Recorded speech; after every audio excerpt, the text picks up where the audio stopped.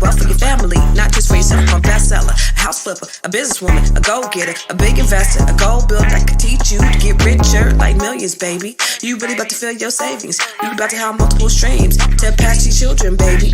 Let me teach you to get your credit on track in the long run. You'll make it all back at Catalyst and watch it all psychology black on firm, but we ain't all black. What's happening? I love to come on here on Fly Nubian Queen TV, the channel for melanated people just like you and you and you.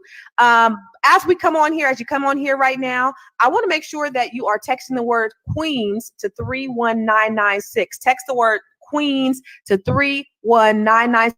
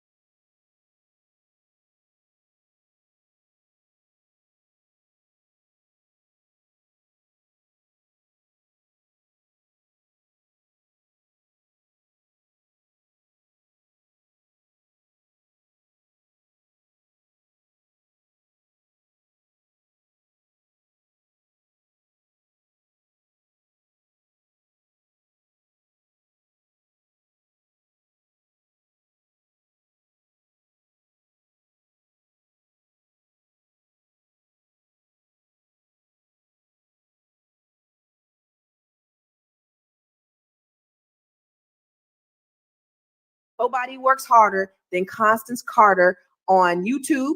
Make sure you're following me. Make sure you subscribe to my page and on Facebook. And then I want you to go over to I am Constance Carter on Instagram. So what's up, you guys? I'm so excited to be here because I have some really cool friends, you guys. I have some really cool friends that do some really cool things in the world. And my goal is to make sure that I introduce my friends to people like you who are also my friends that tune in every night and come and hang out with me. You know that I'm all about sharing wealth tips. I'm all about the holistic approach to changing your life. And the people that I talk to, the people that I bring on, they are absolutely amazing. And this young lady, oh my God, I met her a few years ago at the Power Networking Conference. And if you haven't been to the Power Networking Conference, Dr. George Frazier does this conference every year. And unfortunately, due to COVID, we couldn't have one this year. I'm actually on the faculty for Power Networking Conference. I do breakouts and things like that. But when we go, we meet such high level, high powered people. This young lady, when I saw her, she was getting actually a business award. She is the CEO and president of Black Mama Vodka Brands. Oh my God, you guys, a Black woman that is a distiller. She's a master blender, a distiller, and she owns and operates She's the first African-American owned woman master blender, and she owns Black Mama Vodka. And it's been around in the United States since 2012. It's 100%. She owns 100% owns a distillery and it's a manufacturing facility. It's on a 15-acre farm. Oh yeah, manufacturing facility and a 15-acre farm and grow house. This woman is so papered up. And what I love about her, more importantly, though, is she is so freaking down to earth, you guys. You know, to have somebody who has this much power, this much influence, this much money, and is willing to give you the game. She has helped me tremendously. I'm an investor. She also has a Black Mama tea, which I'm an investor in her tea, which is going to be the Starbucks of teas, y'all. And this is a Black-owned, Black woman-owned business, teas that she's going to have. She's a franchisor where she's going to have franchisees all over the country. Do you hear me? Franchises all over the country. She was born and raised in Brooklyn. I think she lives out there in Strong Island somewhere. Her background is that she has a degree in construction management, which also is very interesting, and some other things that she's doing that's helping creating wealth and building the block. And we're going to talk about that too. She worked in corporate and government contracts, and she was over $350 million in contracts. So she's an investor. She's a master blender. She's a distiller. She's a CEO, pre-IPO, franchisor, boss, billionaire, babe. You heard me? Miss Vanessa Braxton. Yes. My girlfriend, come on out here and talk to me, lady. Yes. What's up? You know gangsters gangsters move in silence. Girl, you know how I move. She is a gangster. Y'all hear me? You guys hear me? This lady is so she is so smart and brilliant. She's so brilliant, and but she's not afraid to give up the game, and that's what I love. And I'm just so a couple weeks ago, I was out in Gary, Indiana. I'm in a group that Vanessa has. Vanessa has a group for all of her investors, and she just be dropping private. Yeah, private. Ain't nobody can go. People be trying to get up in this group, and you can't get in this group unless you are investor in Black Mama Tea and Cafe. Okay. Okay. So she has a private group, but she be dropping the game. Like the little game I be dropping, that's like elementary game. She drops the college level game. You understand what I'm saying? Where the big boys play, where you got to have some really big skin in the game. And so the other day in her private group, she was talking about because she is buying the block. She's buying the city. She ain't buying the block. She's buying the whole damn city. Hold on. See, these are deeds, girl. All I do is deeds, no matter what. What? These are deeds. Shut up. Yeah, I have to go through some deeds. And I talked to you today. I'm telling you, these just came in today. This is from another area. These are tax sales. I'm gonna put you on to this. This is how y'all build wealth. I don't know. Listen, I gotta keep it going. Let's move. Let's do this. Come on. So she put me up on the game on some tax sales in Gary, Indiana, and I went out there. I went out there a couple of weeks ago, and I signed up, and so they're getting ready to have a tax lien auction in about a week or so. And but she put me up on it, and she was just like giving me the game. We talked for about 2 hours. She was just dropping it.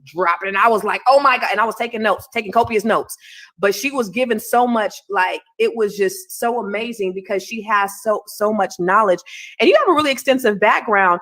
You came from a long line of entrepreneurs, right, Vanessa? Like, how did Yes. I'm a retired structural engineer and construction manager, but my grandfather, girl, I just found out that my great grandfather, Grace Andy, was a distiller in Scotland.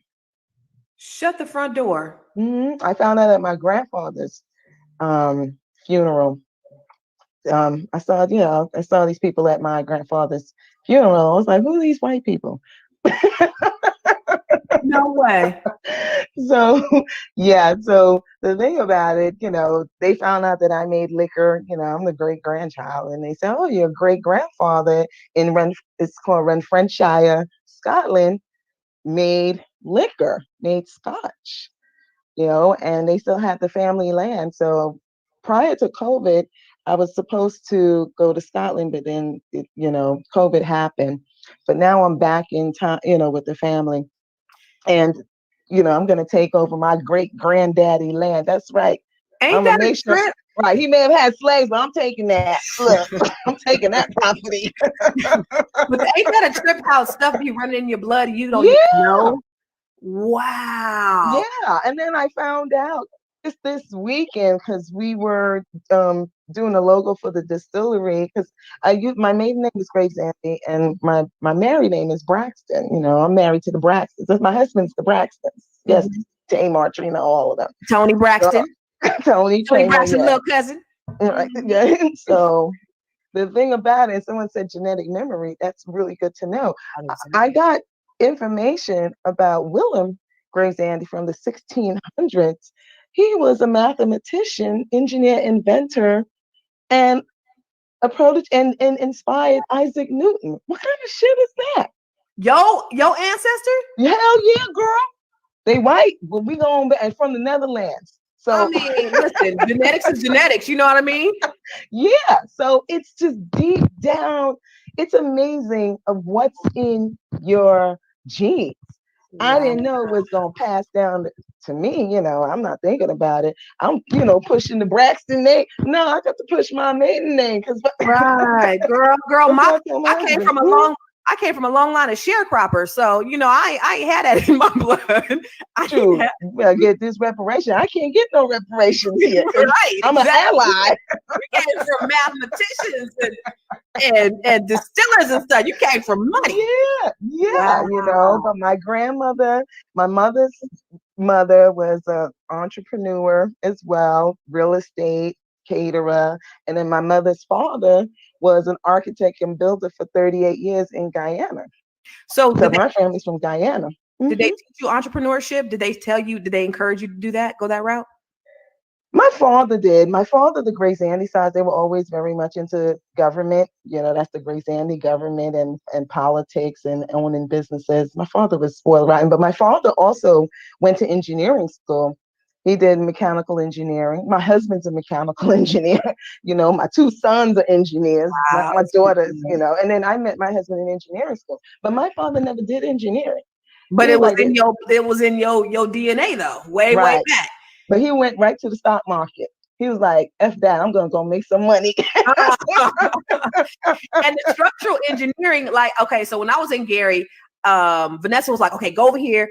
So I went to this building that she bought, and Which one, the medical building? the medical building. Okay. Yeah. Can we tell them how much you pay for the medical building? Yeah. Yeah, it'll be Tell them, fine. tell them how much you pay for the medical building. $500. $500. 14,000 square foot medical building. I just got the notice that the deeds are coming. And it's worth about the value is 486 or 586,000, something like that. She bought the But building for $500. listen, y'all don't see this problem with Black folks. Come on, tell them. Okay, Tell them. I've been telling y'all. Look, I ain't got no money. Go get your credit card. I ain't got no money. Come on, y'all. This is how you build wealth. I was actually exposed to Gary through Nico and Jeanette. That's how I found out about it. But I was already buying real estate because I bought 20 acres in California, and then I gave 5 acres to my grower. So I own a 15-acre, in Cali. Grower, hello, multiple streams. You know what I'm talking about. And then on the other piece of the property, what you got on there? What you leasing that to? 5G cell towers. Girl, don't be telling all my secrets. Look, I just signed a lease on that. And that's another reason why I buy these tax deeds, because like this one I got for $100. Yes, there's 100 right there. See, it's 100. I paid $100 for that one. So what I did is I bought all the parcels right next to each other in this particular county, and it's 3 minutes from the Nike outlet. The Nike outlet in Michigan City. I don't even know where the hell Michigan City is, but in Michigan City.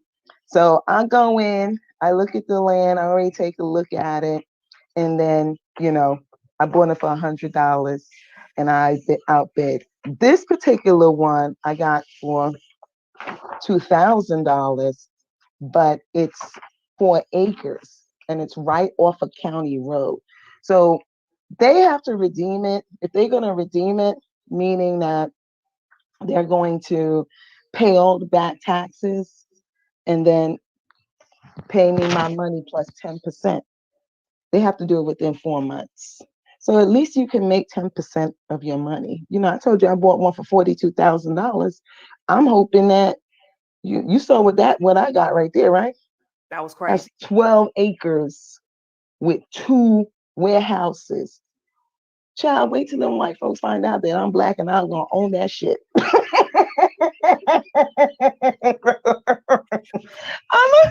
So what is she saying? What's she saying, y'all, about these tax deeds? So you buy a property at a tax sale. The owner who the property was taken from, they have a certain period of time where they can go take it back. Yeah, and that's only in Indiana. That's only in Indiana. And I'm gonna be real honest. Thank goodness for Black Mama Vodka. Come on, tell them about it. Indiana. Tell them about it. For Black Mama Vodka, with me owning my own distillery and starting this in 2012. Because, starting with any type of business, even with Black Mama Tea and cafes, you got to have patience. Patience is the key with growing and build a foundation. I built the foundation of this manufacturing facility over time, so by the time I hit 6 years, 7 years, because next year I'm going to have this almost 10 years. Since 2012. Yeah, almost 10 years. So it started jumping off by the time you hit year 5 and 6, because you have to build the foundation of anything. Same thing like Facebook. Same thing like what all those companies do. But Vanessa, what made you get into the Black Mama tea? I mean, Black Mama whiskey. Vodka. No, I did vodka. Girl, I used to make this woman did so much, and then last year, because of the pandemic, she done went ahead and did hand sanitizer, got government contract. I mean, from Department of Homeland Security. It only makes sense because, remember, the key is manufacturing. We have to manufacture in this country. We have to manufacture and do distribution in our communities. I'm big about that, Constance. My facility is in the hood. And why did you put it in the hood? Because the property was cheap. I thought you said because I wanted to give back to the community. The property was cheap when I bought it. But now they damn gentrified the shit, okay? Oh, so that was worth some money. Yeah, but I need them to look, because they've removed all of the hub zone and have but the area is, just like certain parts of Brooklyn. I don't live over there. I live in a different community, but I wanted to be in a community in the hood, so that way I could hire people from the community and teach them, what I do just as well. And they work for me. I'm paying, workman's comp, payroll. I'm doing that. Yeah. But it takes time, just like with Black Mama Teas and cafes. My goal is to take that company public, which I'm going to do anyway, because we got that ticket number. We'll talk about that later. Yes, and let me just tell you. Okay, I'm all over the place, but let me just tell you. So at PNC. Oh yes. So Vanessa's company's going public, right? Hold up. Potentially, we can't say that until the SEC says yes, because we got to do a couple of rounds, just like how all them other companies do. Yes, ma'am. So her company is potentially going public. So at Power Networking Conference, they have the superstars. They put them on stage, and then they put them on an auction block. Really, they put them on an auction block, and then they have whatever they're going to do. They you bid on them, and so I try to bid on people every year. So I was bidding on her because what were you giving at your auction? Oh, they were when the day I go public, they were gonna get 2 tickets to go, or tickets to come to when we go public. Because you get to invite people, at the New York Stock Exchange. Because once you go public, because New York Stock Exchange gave me a whole preview. It was an amazing feeling for my daughter to have my daughter come there, and they pitched me about me listing in the future with New York Stock Exchange instead of NASDAQ. But I got all these criteria to follow, which we're following and making sure we stay compliant. This is Black Mama Tea and Cafe. Those are for investors. And yes, I'm an investor too. Let's not get it twisted, because I own 53 million shares. Hello. Okay. Yeah. So this is you and your daughter on the New York Stock Exchange. What, and she's going to be 19 this Wednesday. So I picked. So they were auctioning off this with Vanessa. They were auctioning off 2 tickets to go. So I think it was like $5,000, $7,000, whatever it was. I was bidding 10. I think my limit was like 7,500. I was like, so because somebody, and thank God this lady was sitting next to me. She was like, Constance, what's your limit? And I think I said $7,500. And so at $7,500, she pulled me, and I was like, but I was going to go to, if she wasn't sitting there, I was going to go to 10. I was going to fight that man. Anyway. Right. So, you did better. Not saying that they didn't, because that money went to a charitable cause. It did, but I was mad because I don't think that the person who bid against me should have been bid, and he shouldn't have even had the option to bid. Girl. Right. Let me drink on that. Don't let me bust this vodka open. Look. So I was mad because I just pictured this picture right here of you and your daughter. I pictured that being me and my daughter on the New York Stock Exchange. I pictured me having a picture of me and my daughter, and I was ready. And my bubble was, but so I didn't like that man. I don't like that man to this day. Okay. The better thing is that you know me. Absolutely. Absolutely. The better thing is that you know me. Isn't that so cool, you guys? Because how many so first of all, you're the only Black woman vodka distiller. I'm the first. I don't know if there's another one. There's other ones who keep calling themselves trying to be the first, but I'm the first African American woman master distiller. Woo. and master blender. You don't this shit don't blend by itself. Well, how did you get into it? How did you get into that? Constance. You just like to drink? No, real talk. And I'm going to bring the camera over here. Let me see if I can bring the camera so you can see the style. Okay, there it is. Real talk. When I was in college, 1987, I'll tell you, girl, I used to make liquor on campus. Look. What?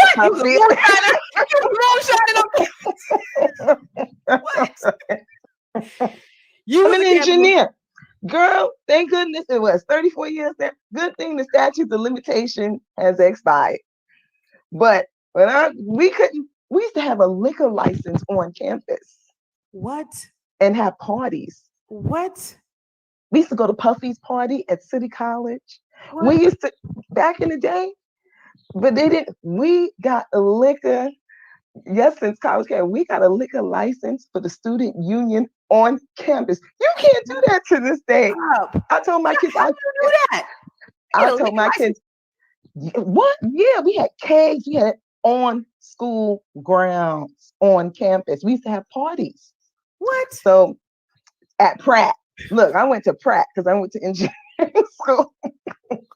And of course, we had a basketball team. And it used to, listen, I used to take a pressure cooker, long time ago, take a pressure cooker, put a hole in it, siphon. I got a tube from the science lab. Girl, you wouldn't want to use that tube. Siphon it in there, and then get it up to gauge temperature on a high heat.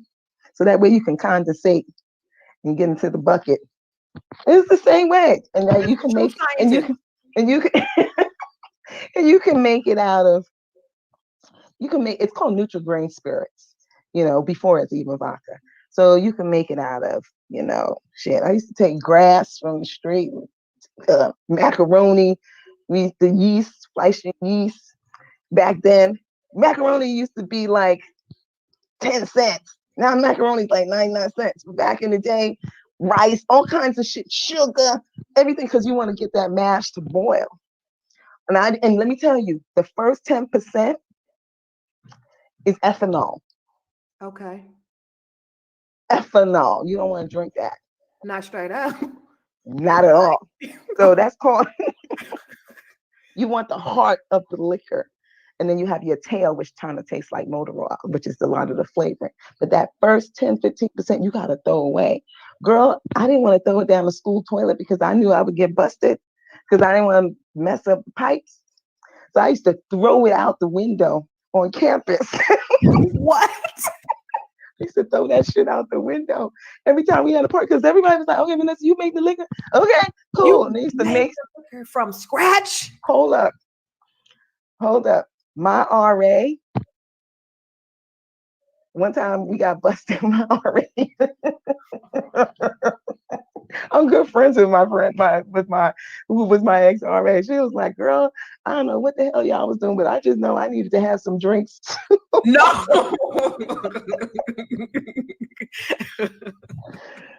Girl, let me tell you, one summer, I'll never forget it, that I had to move off campus. You move off campus. I threw so much liquor outside the window.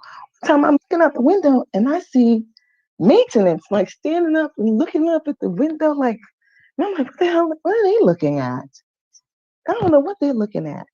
I looked over, girl, all the bushes and the Grass grass was was dead. burnt and dead. Oh shit. Because I've been throwing out the F of that kill. Everything was so dead. And then when you came around to where my window was, you saw fade spots all over the brick of the building. Oh my. Okay, so for those of y'all who are just tuning in, this is Miss Vanessa Braxton, master distiller, master blender, distiller, owner, and operator of a Black nationally Mama distributed vodka in the Black United Mama States. Vodka. Yep. Black Mama. Why is it called Black Mama, baby? Because I'm black, I'm the mama, I make the vodkas. Straight up. Hey, because I'm black, I'm mama, and I make the vodka. Put that in the chat box. Put that in the comments. Right. Because I'm black, I'm a mama, and I make the vodka. But also, too, I used to always say to people, because people would come at me, oh, it's so racist. I'm like, listen, it's Who said also that? about, oh, girl, That's so stupid. Come on. don't get me started. But it's not just about black. Black is positive. Mm-hmm. Black is positive. So Mm-hmm. it's about positive women That's right.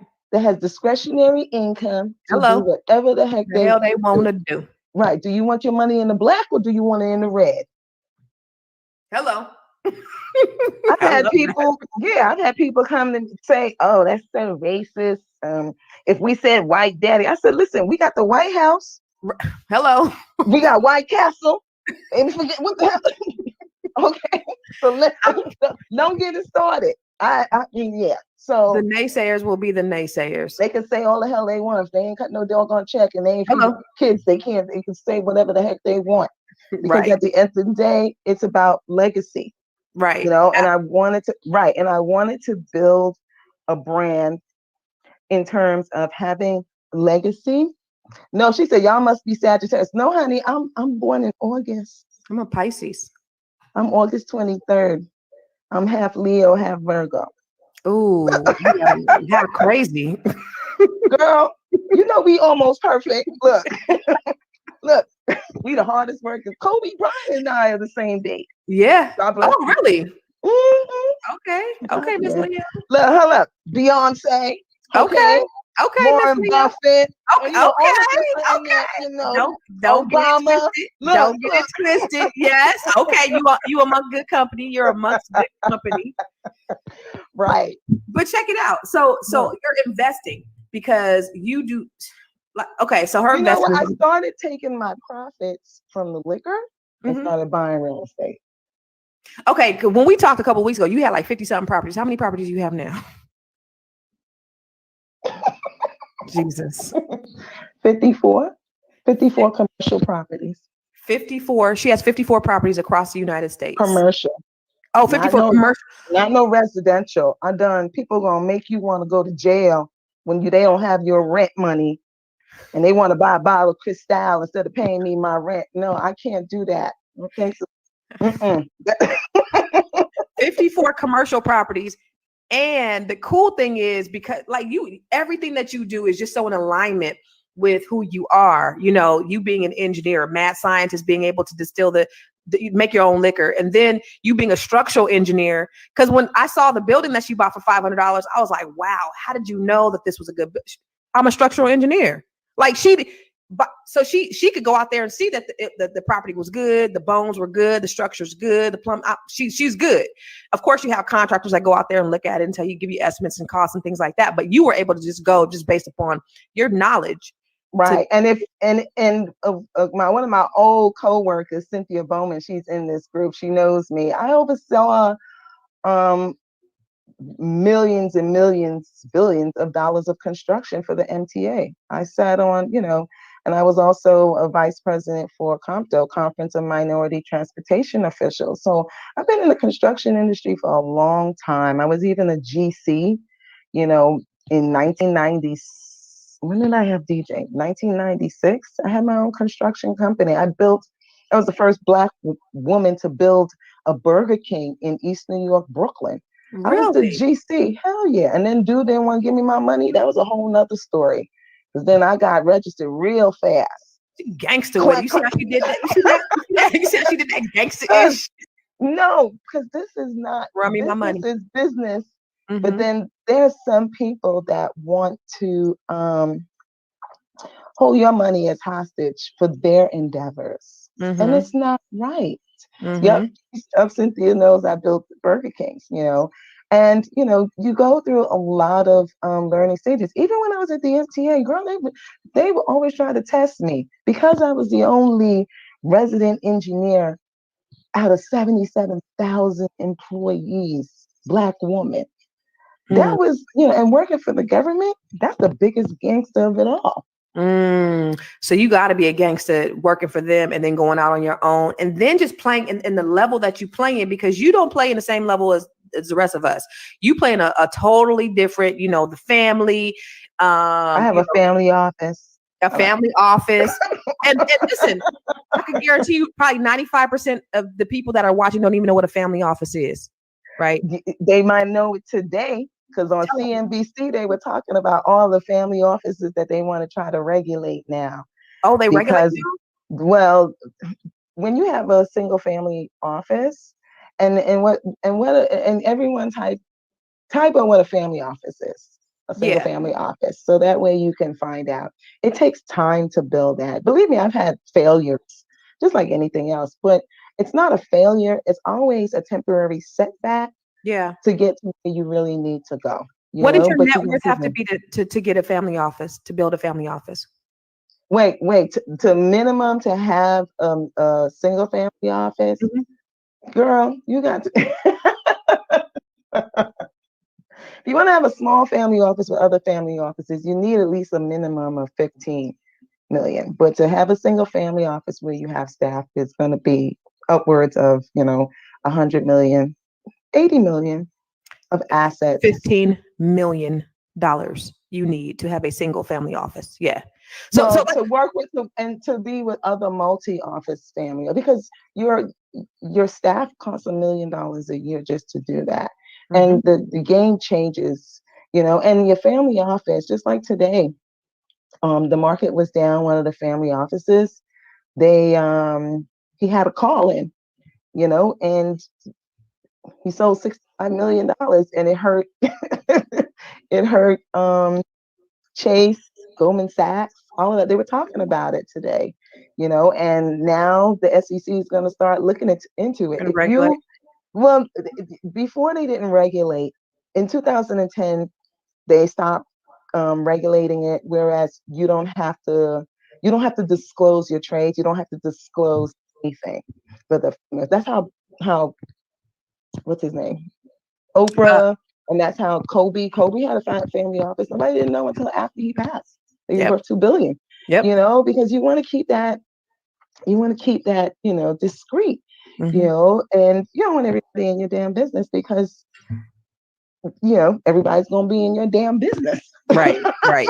Right. Right. Right? That's true. So the thing is if your net worth is over 125 million, then you have 13F form. And they found out that several offices weren't doing it. Sorkin has one. All the hedge funds, they started moving theirs to family offices. I've had mine for 3.5 years. I got mine through Michael Dell. He helped me out in setting up through Dell Capital and setting that up because I had assets all over, especially with the real estate and the private equity. Hmm. You have private equity, you know, and you have like a chief investment officer that works for you. My kids have a wealth advisor for them. It's difficult for her. Not difficult. People always say, "Oh, your kids are so well mannered." Well, what the hell are they supposed to sound like? Like yo yo yo. Don't you hate that?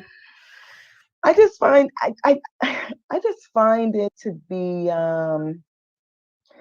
there's so much propaganda about our community, Hmm.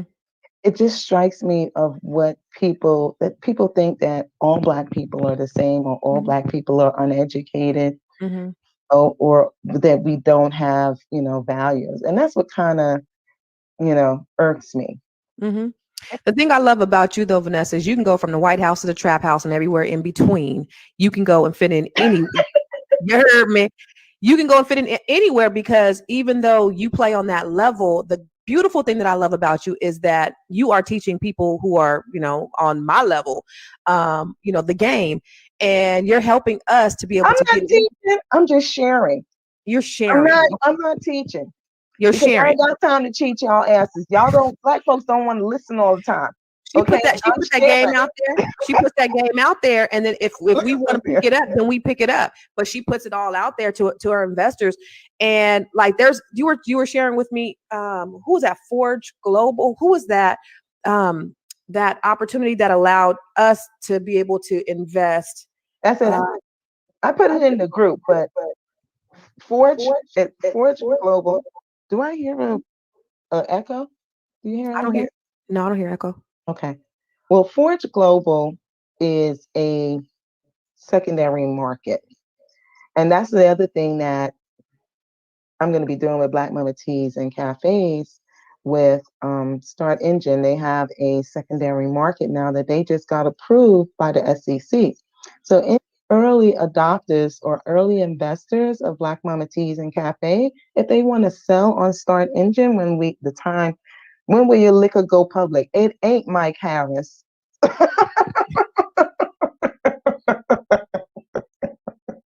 I'm sorry. So it allows people who are early adopters to now sell on a secondary market as unaccredited investors. Unaccredited investors. So they're So changing the game. These guys are really changing the market and changing the game, which is good because now they're leveling the playing field. And Obama did sign that into office in 2012. It got effective in 2016.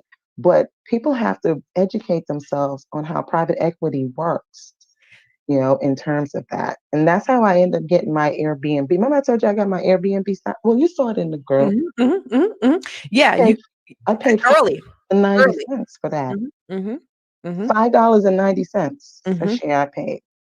And it IPO'd at 100 and, I don't even know, $150 a share? And that's because you're an accredited investor? Yeah. In a series round. So hmm when you're an accredited investor, what do you need to what does your net worth need to be as an accredited investor?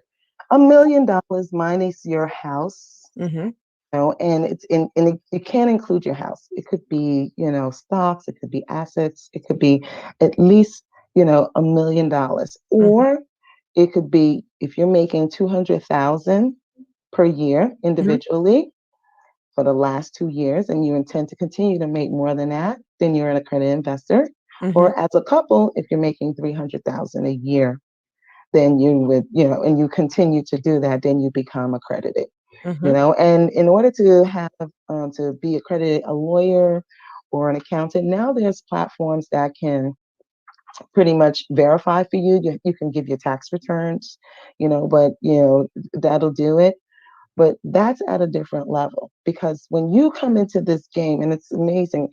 um, I always have people, well, I invested $500. I'm like, I got a Birkin bag. I had to drop like 75K when I'm dropping money. And when you're in that accredited investor and it's a regulation D, everybody look up Reg D, it's for accredited investors. You're not dropping $500. You're dropping 50K, 100K at a time. And then you getting a receipt. You ain't getting no perks. You get the receipt, you sign your name, wire transfer the money 3 days, and they keep it moving. And you just got to keep your records. But let me tell you something. Our entry level investors who invest in $500, them the ones that will wear and work your nerves. Yeah, but you know what? But they gotta they're learning, and I understand that they're learning, but they got to realize too that listen, anybody that want to be act crazy, I'm like, look, you can take your money and go because there's always a redemption. $500. You know what I mean? Come on, please. Yeah. You know, that's Yeah. why we don't have the investments like we should in our communities. We don't build industries like the liquor, like, you know, we should be making these freaking glasses. So, you know, we should be making the bottles. We should be making packaging. I get it. We have people, you know, we have great athletes. We have great, you know, entertainers, but we got to be more than that. Now we have great doctors. We have great lawyers, you know, engineers, you know, and then we have great scientists and newscasters, but we have to do more. And in order for us to do more, we have to invest and buy the real estate in our communities. You know what I'm saying? Yes. Right. This is deeds. We have to. If we're not buying in our communities and housing our own businesses in there to hire the people in our community, then what are we doing? Absolutely. I think what needs to happen in our community is we have to start being proactive and not reactive, because, you know, some people will look at a place like Gary and be like, oh, hell no, I'm gonna run the other way. But after Vanessa gets done buying up the city, not just the block, because this lady's buying up the whole city. After she gets done bought. Right, after she done bought the whole damn city. And when she fixes it up and you see it flourishing, oh, now you want to get in, but it's too late. We got to start looking at the vision of things and have faith. And then, you know, you got to have a little money and a little skin in the game, but have faith and look at the vision and stop being so reactive and getting on later, you know, and that's our problem. Even with gentrification, you know, I blame us. I blame us in some of the ways because we sell it. Yeah, because we selling grandmama's houses, right? We selling grandma's house, and then we get mad because somebody else sees value that we don't see in a lot of cases. And but then question, when they come, question. Let's say we sell grandma's house. Why can't we just use that money to buy up the community instead of keeping grandma's house? Exactly. We can do that, but are we doing that? I don't know. I am. Look. But so I think a lot of times when we look at gentrification, yes, it's bad, but our opinions are misguided. We need to look at us and say, well, what are we doing? Because we're the ones that are giving it away, and then we're not really doing anything with it, and then we end up being the buyer and not the lender. We end up being the tenant and not the landlord, and that's on us. We got to take responsibility for our own selves. So we got to other people. But also, Constance, do you also? I look at it too. You're exactly right. But I look at it too. Right now is no other time but now. I just feel like Black folks, we are now free. I mean, we may not feel like we're free, no, seriously. but we are. There's a lot of Black people that's caking off and making money. But even if so, they're making a lot of money. They don't have the education to know what to do with the money. And I think the previous generation just didn't know because they were locked out from so much that nobody was sharing the information with them. I mean, I talk with my husband's, family, and, the Braxtons, and we talk about that. I talk with Trina. I'm very close with Trina. And we talk about that all the time. And even my husband, they didn't know. They don't know. And then you go according to what your previous generation. For me, I'm West Indian. Us West Indians. What? My father said, if you had one job, you were lazy. Right. You got 10 jobs. What's wrong with you? You better have a job, a night job, and 3 businesses going on. And don't talk about your tired. You're crazy. I love it. So a lot of times, and I understand. That's why I'm very strong about ADOS getting their reparations, because of the simple fact that if it wasn't for Black people in this country, absolutely right, ain't no way in the world my parents would be here. My parents are immigrants. I'm first generation born here. People are not realizing that. They wasn't coming here 100 years. Everybody want to talk about, what it it don't matter. It does matter because Absolutely. everything was done for the Black people who were in this country Mhm. first. Ain't no motherfucker was coming from Italy in the 1700s. Right. They ass was gonna be slaves too. Right. So, right. But they are living off of what we built. You know, when Everywhere. you got 400 years free labor, that's like going to McDonald's or going to say IBM, and they got employees for 400 years and they not paying them. And how powerful would IBM be if they had 400, they had 400 years of free labor? I mean, you got to look at it like that. So their generation and generation and generation will be benefiting from that free labor that they got, which is what our white counterparts are doing right now. And to your point, we have to, I agree with you so much, Vanessa, on right now, like strike while the iron is hot. And I always say this is the best time in the history of the world because we got the internet. Yes. Our previous generations, they ain't had an internet. They didn't have the exposure. They don't have the information that we have. And yeah, you might not be financially literate, but you can Google that shit. You can Google anything in the world, anything you want to know. You can buy some damn property on the internet. On the internet. On the internet. You heard me. When Vanessa posted in her group that they had that we had to go down to Gary and register for some tax deeds, I was on the plane the next day. You heard me? It was. You sure was. The next day. I was not playing.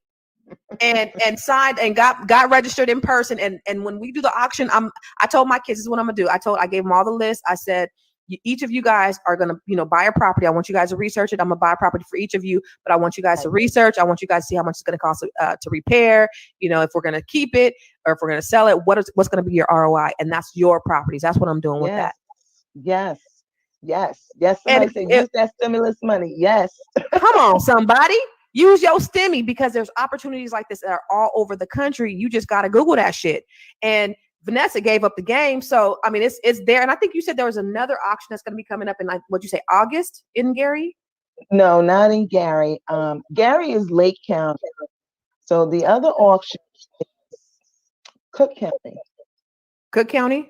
Cook County, which is Chicago. Oh. I did. You got to go back in the group and read all that stuff. Chi-Town. I bought properties for $250, right?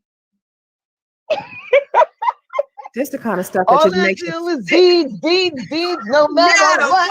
What? Got money on my mind. What? Yeah, I got deeds. I got the deeds. Come and on. Liquor. And liquor. LICKA. You heard. Hold up. And Black Mama Agave. Yeah. Oh, agave too? Yeah, I've been making this, girl. That's right. You do agave, you do the teas. Let's talk about the teas. How many flavors you got in the teas? I got 300 flavors of the teas. 300 flavors. This is CBD oil. Oh, that's right. You got the CBD. Right. That's right. This is Japanese roasted sesame. We got mushroom. We process our own hemp, and I buy the hemp from one of our other investors, some Sun Joints. I'd be buying like kilos at a time. And we cut and sift that. Girl, sometimes when we cut and sift,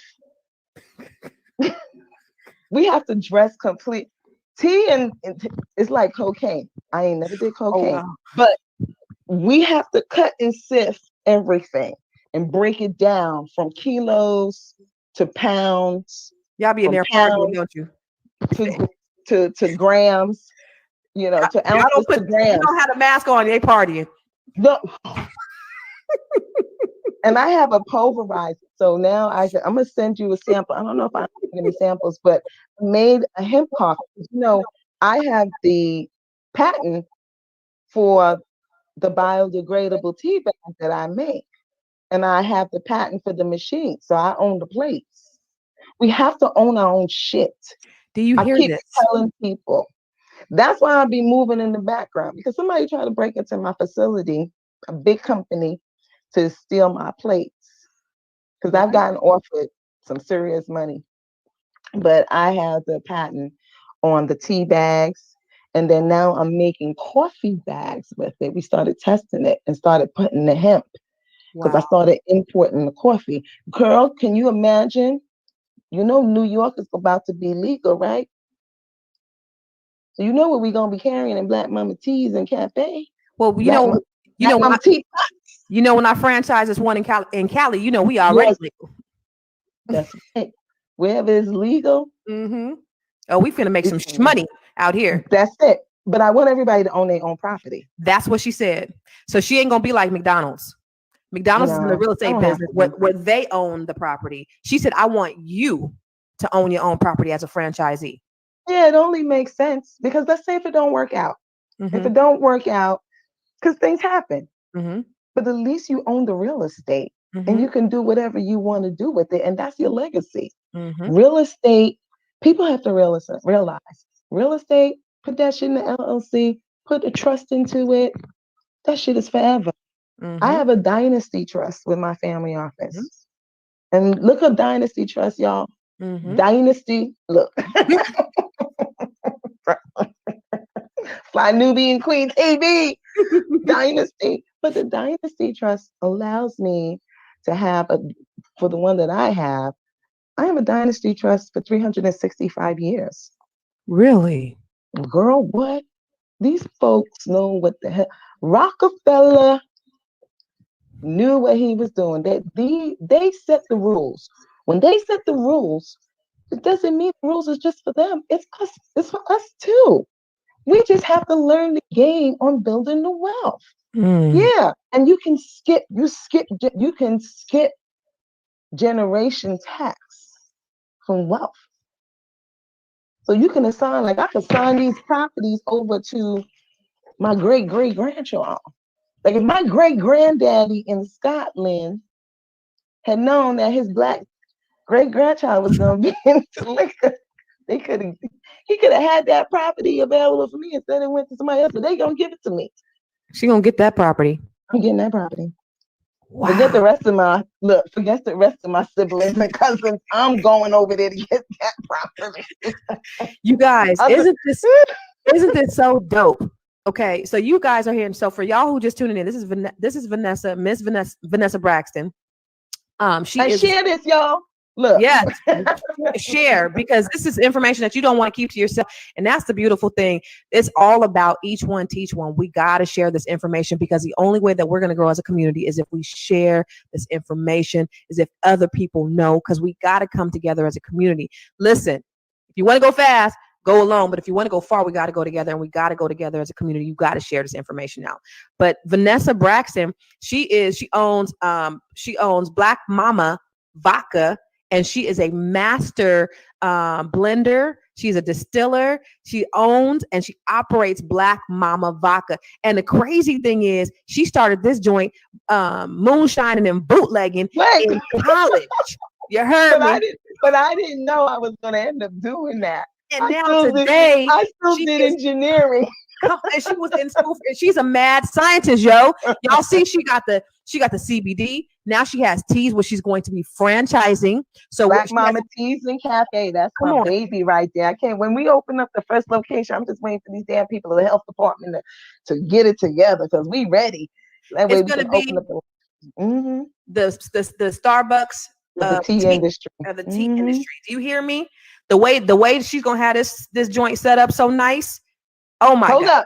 Y'all get to have liquor in the spot too. What? Yeah. Black Mama Vodka up in that mug too? And in any other brands, any other Black owned brands. I'm bringing in other Black owned brands. That's the difference, you know. We don't have to, you know how you got McDonald's and you got Burger King and Wendy's. Well, you got Starbucks, Dunkin' Donuts, and you got Black Mama Teas and Cafes. But we'll have more. We'll have more teas and coffees and CBD and some weed. Because we're gonna have, listen, you know my model, girl. Drug, sex, and alcohol. We're gonna be in it. Some of y'all don't want to be in it, that's your damn business. But we're gonna be like the Kennedys. Y'all need to come up and be versatile and vertical in different areas and own that real estate. Own the real estate. Sell the products, do it. And then we set up our own distribution. That's the whole thing. We got to set up our own distribution channel. That's why I'm doing this. Come on. Because like the one I bought in Gary, the land I bought a distribution. Well, I bought the concrete. I bought land for a distribution center for Black Mama Teas and Cafes in Gary. Mm-hmm. Then I got the one in Chicago. Mm-hmm. Then we got land in Detroit. And then we got the Alabama.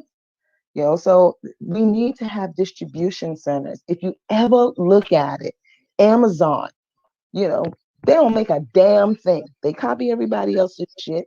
So, and then we pay them. We can do the same thing, but we do it for Black owned and smaller brands, women owned brands, other businesses. If other businesses can't get onto Amazon or Walmart, hell, once we have our 500 locations, which takes time to build, then people will be able to get to Black Mama Teas and Cafes. That's how you build industries. And then I'm going to want more people to be doing their own manufacturing, because we have to do that. If we're manufacturing, making the teas, making whatever, people need food. We got to do more than making damn CDs. They got CDs around? No. Oh. No. Everything is streamed online. Girl, no, I got some cassette tapes. No, Jesus, Lord Jesus. And the beautiful thing, and I don't know if you want to tell your business, but she told me what kind of car she drives, and I was like, what? I mean, this lady is so freaking modest, and she is the antithesis of how Black people are portrayed, because the first thing a lot of us want to do when we get money is we want to go show our money. We want to wear our money. We want to spend our money. Vanessa is so freaking conservative and modest. Well, don't get me wrong. I drive that Honda Pilot because I'm at 245,000 miles and I'm trying to get to 300,000. She has goals. And that's crazy goals. She's trying to get to 300,000 miles. I don't know. Okay. But my son drives my Infinity. And I mean, she has a huge, beautiful house, but you've been in the same house for 20 years. Hell yeah. My daughter's gonna be 19. I've been living in $1 million community since. Been living. Hello. Right. I ain't just like people just buying a 500,000. No, I bought my house for 520,000 20 years ago. 20 years ago. The wealthy community. It's worth some money. It's worth some money. But and that's the thing. But that's the thing is, she ain't out spending her money frivolously. Sure, you got the money, but I know you reinvest your money a lot back into your businesses so that you are. Yeah, you do. Yeah, so you're building. And when she told me that she leased that part of her land to 5G, I was like, yeah. I was like, what? I'm gonna be real with changer. You. That's a 55-year lease. I'm getting money for 55 freaking years. I ain't got to. Ain't nobody, no doctor, nobody, PhD, nobody, no hustler out there can't tell me nothing. Hello. 55 years, and it's an escalation of 5% a year. Imagine getting rent. 25 years is guaranteed. 25 years is guaranteed, and that money will go to my grandchildren, great-grandchildren in a trust. That's just building money. And it comes to a point whereas, sometimes it's hard. You don't know what to do with money. Let me not say that. Yeah. I'm gonna have those problems. No, it's just that, you know what I'm saying. Somebody said, I want my teas from real royalty products up in Black Mama Tea. That's what's up. Okay, Look up Black Mama, BlackMamateas.com. Black Mamas. Yeah, Black Mama Teas. Like my last bit of my only thing I got left is my chai tea vodka, because we sold out everything during the pandemic when I started making hand sanitizers. This woman pivoted. So when you talk about pivoting, and I know we mentioned it, but I just want to just kind of like put an exclamation point on that. During the pandemic, when everything transitioned, you said, I'm gonna pivot. I already got my vodka, but I'm gonna go ahead and make some hand sanitizer because I already got the patent. No, it wasn't even. I wasn't even thinking about it. Yeah, how did that happen? The government called me. The government don't call everybody, Vanessa, but go ahead. Well, because I'm a distillery. I'm a trade member of the U.S. Distillers Institute. So you're just like, you have, like any other trade. So I'm a member. So they reached out to all the U.S. distilleries. And you have to be licensed to have a distillery now. Don't, you ain't making this in your bathtub. You have So they reached out and they asked for us if you have, available ethanol or liquor, can you make, some hand sanitizer? And I put my name on the list and I said, okay, yes, I put my distillery. And it was first to donate. But then that shit got wrecked. And I was like, you know what? I need to make some money. I can't be because then it just started coming in like really, really fast. And then I had to be very inventive. I had like some big, you know how you have those Capri Sun bags? Uh-huh. I had like 24 ounce because I was making a tea. I was gonna make like a vodka tea in a bag for the summertime, like a Capri Sun type. Uh-huh. Those bags available. I started putting the hand sanitizers in there because nobody can get bottles. We couldn't get any bottles. And I had like thousands of those. And I started putting in there. We had the sealer. I had everything already. And the funniest thing is like I had duplicate machines that I bought years ago that I didn't use. And I only bought them just in case I ever needed them. My filling machine, my volumetrics machine, all these different, I had relief valves, pressure relief valves for different machines that I was able to retrofit onto those machines and then start manufacturing. And then I had to hire more people. So it was really, really, really good to do that, because it was in nonstop. When we first shut down, I was closed for 3 weeks because I didn't know what was going on. And I paid my employees for those 3 weeks because I didn't know what was going on. Real talk. I was afraid too. Like, what the hell? You don't want to, I had my friend who passed away. So I didn't want to, go into a situation where I couldn't, that was going to be deadly. We didn't know. But I knew that once I got the call, I said, okay, I'll do this. And then I was able to bring on other people. But even bringing on other people, I wasn't bringing on like fresh people. I had to bring on people I knew because I was like, listen, if your ass come in my facility with this COVID, I'm gonna kill you. They were like, I know.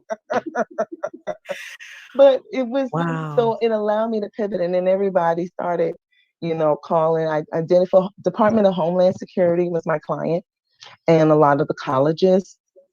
So I was shipping out Terrence. So I was just shipping out to them, which was really good. But I wanted to get back to the vodka.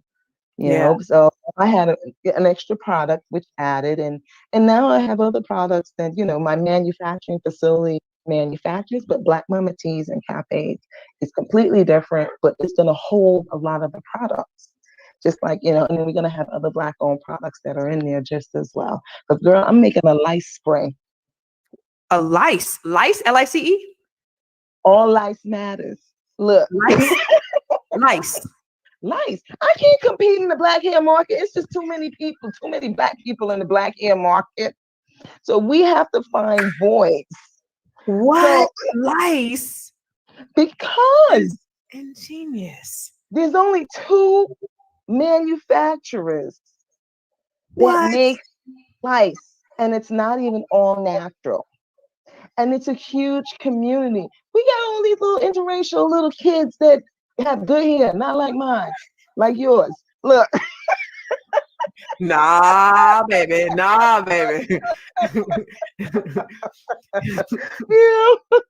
But we have to. That's why I talk about manufacturing so much. We have to find the voids.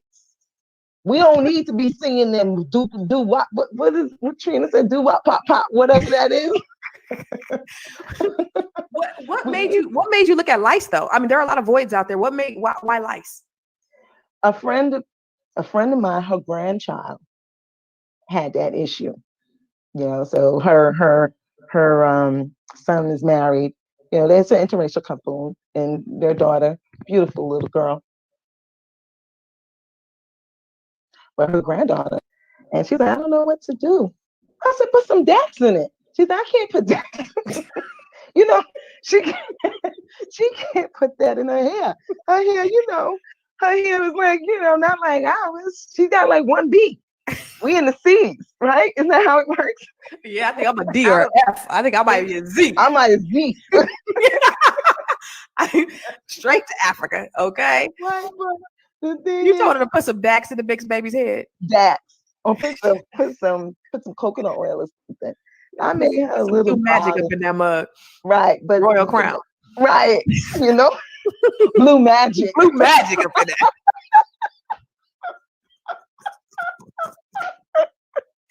Oh my God. Oh God!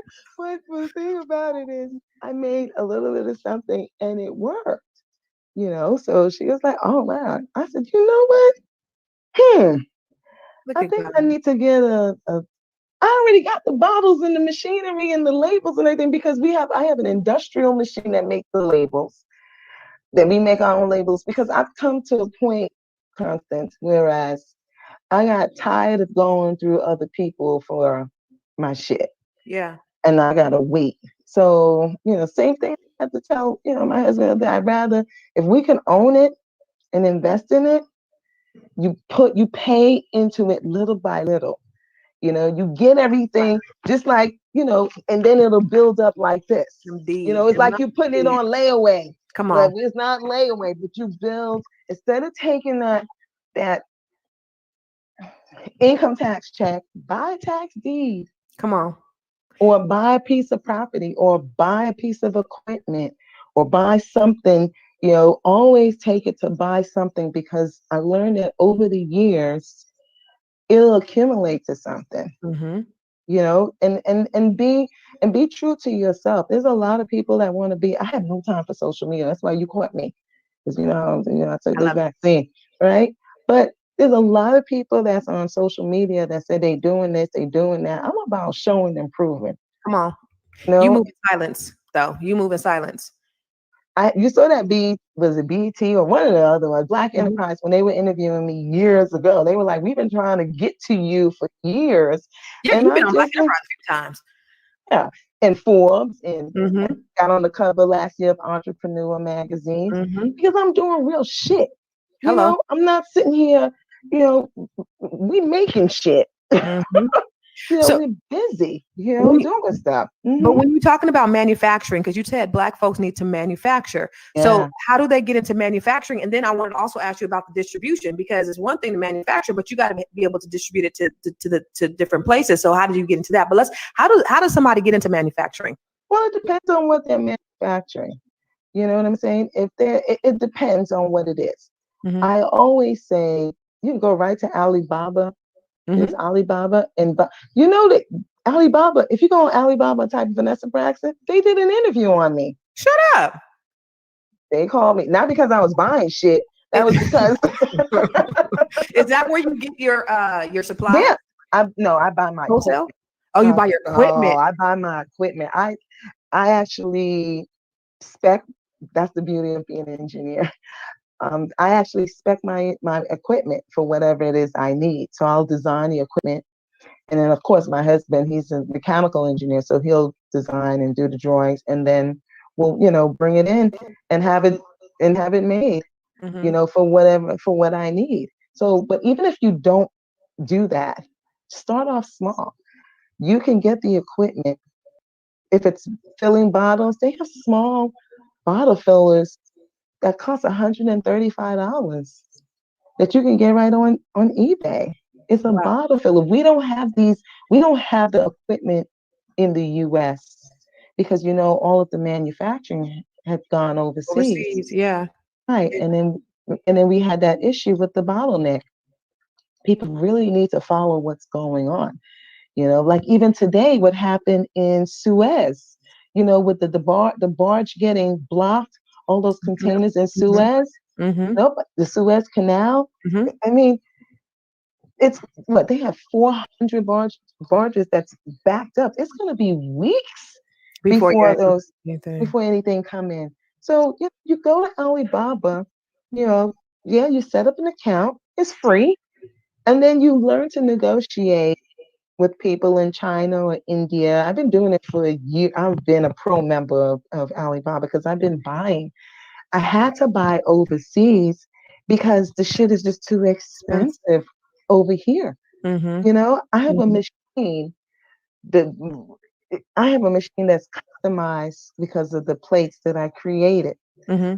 75,000 for that machine, maybe about 6 years ago, maybe 5 years ago, 6 years ago. Mm-hmm. That to have that machine made, I was getting close like 320,000 here in the US. Wow. Wow. Yeah, And yeah. what did you buy? How much did you pay for it on Alibaba? 75,000. Y'all, get on Alibaba. I was my But you friend. gotta be careful though. Yeah, You yeah, gotta be careful and yes. gotta You know got. And it you gotta still vet. takes a long time to ship because I think they put them on actual ships. Yeah, I do. I have a freight forwarder for myself. Yeah. So I don't have them do it for me.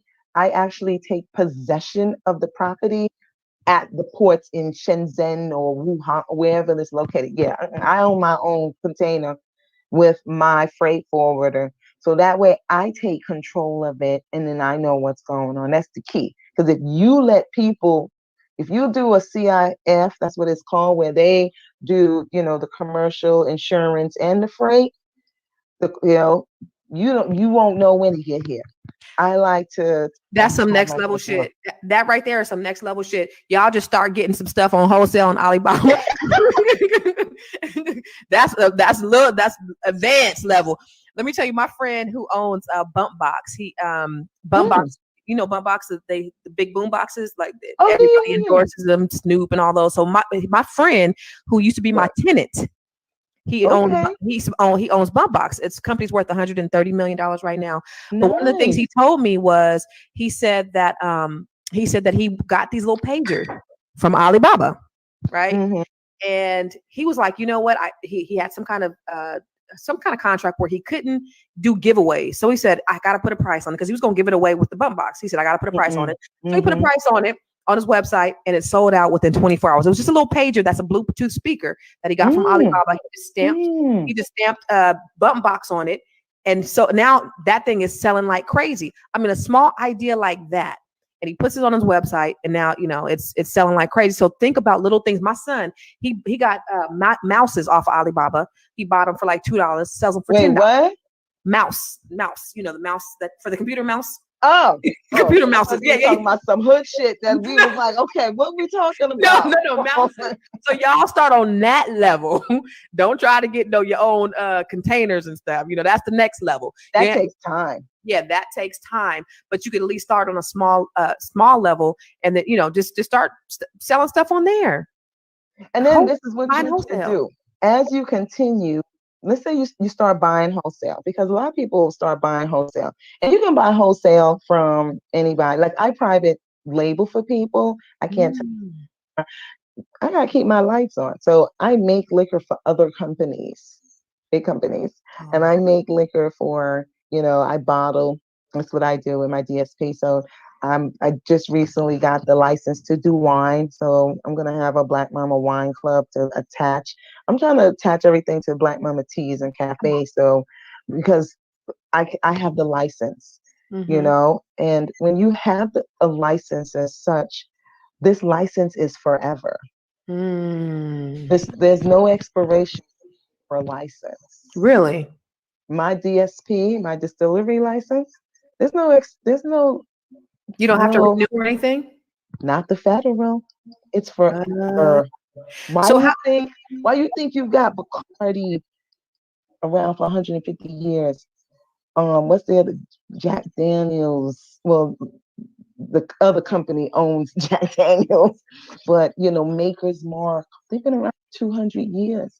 When I look at my license, there's no expiration date. They made that Ooh, purposely come for on. legacy. So when you start Mm. getting into that and doing small stuff, you get into manufacturing, that's also a legacy Mm. because now you own the brands and you have the trademarks. Come on. The trademarks now, because I'm registered trademark, that's forever. How do you think craft food, the Koch brothers, y'all, we need to look at what they're doing and how they've been doing it.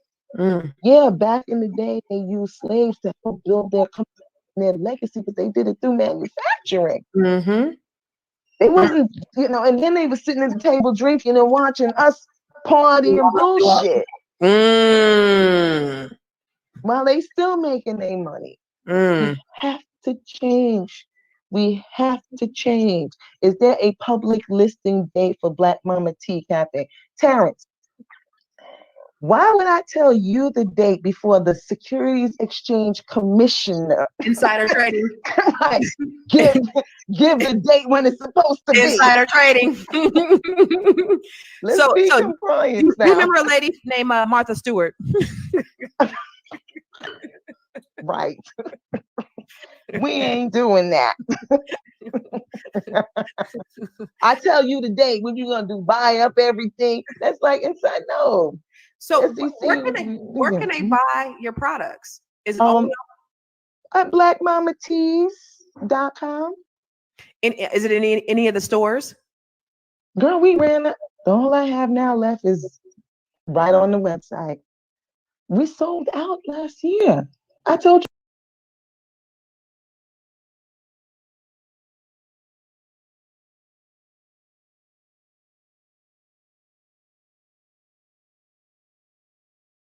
That when I did the Roland Martin. I know all the vodka, everything. I'm doing a batch now. This is my reserve.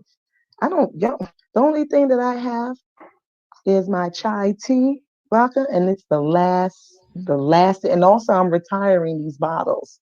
I got a new design coming out because I released these in 2013. It's like what, 8-9 years now. Yeah. After that, it's going to be a new design, and these are going to go. This design is going into a vault, and I'm not coming out with it. I put specific instructions. I'm not coming out with it until 25 years, where it'll be a vintage. Because after about 8 years, you want your product to be a vintage. So we're coming out, and my next batch is in May or June. Hopefully that's when we'll be opening the cafe during the summer, and then it will be a new design, new bottles, and same great taste. But y'all buy this one, save it, don't open it, because she's retiring this bottle. Yeah, I'm retiring. And it's gonna be worth some money someday. Y'all hear that, right? Girl, I got people that have show me on Facebook. They got like my first set of bottles from 2013. That's gonna be worth some money, y'all. That y'all want, and listen, especially when I'm worth $1 billion. Look, hello, with the beat, y'all. Okay, on the way. So let's talk about all the businesses you have. Lord. So you have Black Mama Tea, Black Mama Vodka. Black Mama Vodka is one company. It's the manufacturing company. Black Mama Brands. Mm-hmm. Black Mama Brands. Mm-hmm. Okay. That's the trade for the manufacturing. So it's the distillery with the distribution arm, which I've always had. Distillery and distribution, and you own 100%. Hell yeah. Hell yeah. Hello. Y'all invested in Black Mama Teas and cafes. Ownership. Right. y'all don't own. Yeah, because y'all wasn't around in 2012. Mr. Braxton was. I use his money too. She owned that joint 100%. I have to. It's going to the children. Love it. It is. It's going to the children. But what is the website, please? Is there a way to type in the website? Yeah, over there. See where it's supposed to comment. Black Mama, BLACKMOMMA, vodka.com, right? You can go to vodka.com and you'll have a shop. You can go to blackmamavodka.com or you can go to blackmamateas.com and you'll see the teas and vodka. When are you opening up for the next round of investors? I can't tell you that, girl. Oh, the next round. I thought it's soon. Okay. I'm gonna just say it's soon. It's probably it's soon. We got the okay to do it. But we were waiting for the new SEC rules, which just passed on the 16th. So I think we're going to do it the 16th of March, because now you can raise up to $5 million in a Reg CF or $75 million on a Reg A. And that's what I'm planning to do. I'm going to do a couple of rounds with the CF, So that way we can finish building out the different distribution centers. And then also my goal is, that's why I got the BMT ticker symbol that you I saw saw that. from the New York Stock Exchange. It's reserved. So you have to reserve it. So when you go on there, don't be thinking that you can go buy the stock right now. Yeah, you're not gonna, you can, no, you can't. And that's the difference between public and private. Private equity is private equity. There's an exchange market in private equity, which is what I was telling you about, the secondary market. If most people look up NASDAQ private equity markets, private exchange, you can look it up. You won't have access. I have access. And then you have Forge Global, like the one I was telling you about. Forge Global, you're able to go in and you can buy, I bought what did I get? I got 23andMe. Really? A couple of years back, and then she just did a SPAC. So, which was good to me. And then I got my Airbnb. No, I didn't get my Airbnb. I got my, what is it? In the group, I put in Impossible. Did you see the Impossible Foods, Impossible Meats in the group?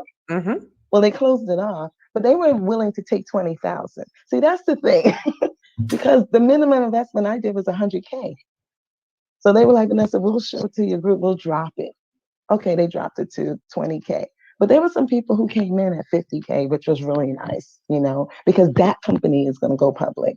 The private market, there's so much money in private equity. It is just unbelievable. Like, I don't have to take Black Mama Tea and Cafe public. I can go to private equity market. When you got Clubhouses getting, $1 billion rounds, they getting $12 million from, A16Z. So why do you choose to do it that way? Why don't you do because y'all will be locked out. Exactly. So you hear that. The reason why she's doing it this way, so you will have an opportunity to become an investor in the company. If she goes private equity, then you guys will not have an opportunity. And so the good thing is, she opened it up for investors before, and I think it was last year sometime, or the year before? 2019. 2019 we had ended, and then COVID happened, and then COVID.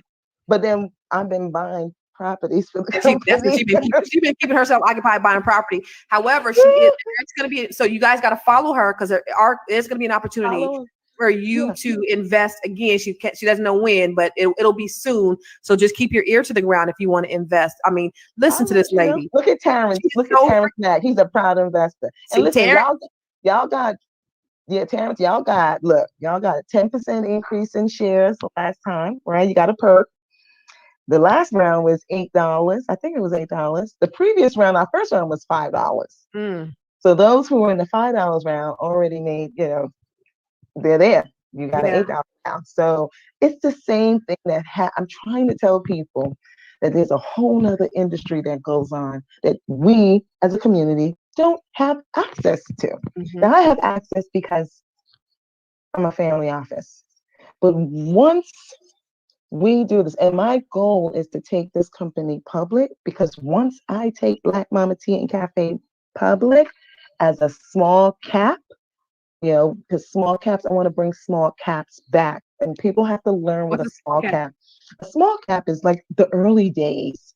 When Amazon first started, when Tesla first started, they started at $10 a share when they went public. Oh yeah. It's so you grow with the company. You don't just come out at $250. Right. As a unicorn, because that's the key. Private equity has a lot of money where people don't even have. You see it. People don't have to go public if they don't want to. They can go public when they feel like. And now you got SPAC, which is a great thing. But when you have a company like 23andMe that just went public with a reverse merger of a SPAC with the guy who owned Virgin, the accredited investors make out. And unaccredited investors then was in there. I checked out with 80K in 23andMe. Wow. But we could do that. We can now do that through Forge Global, though. They're no. You still as an accredited investor still have to get vetted as an accredited investor, and that is why now you have WeFunder, like how you got it on WeFunder. Yep. Now you got Start Engine. I know Howard Marks. how when you look up how much we're friends. These guys made sure that they went to Congress and they signed and made this happen. We didn't do it as our community. They did it. Let them do it, and then we benefit. Wow. And a lot of times our community, we know so much. We know so doggone much that sometimes we don't want to listen, but we have to get to the front of making this happen. So for me, bringing Black Mama Tea and doing it the right way, because I want the right investors. Right. It's not just going out to anybody. I tell people, listen, you can lose your investment. I've lost. I'm still waiting on WeWork. Yeah, I mean, I've had losses, but you got to try to have more win losses. And what people don't understand is when you do invest and you do have a loss, it's a write-off for us. Right. You still get off, and people just don't understand the matrix with that. That's why I have a tax strategist. So when you're building wealth, it's about the overall envelope of everything over time.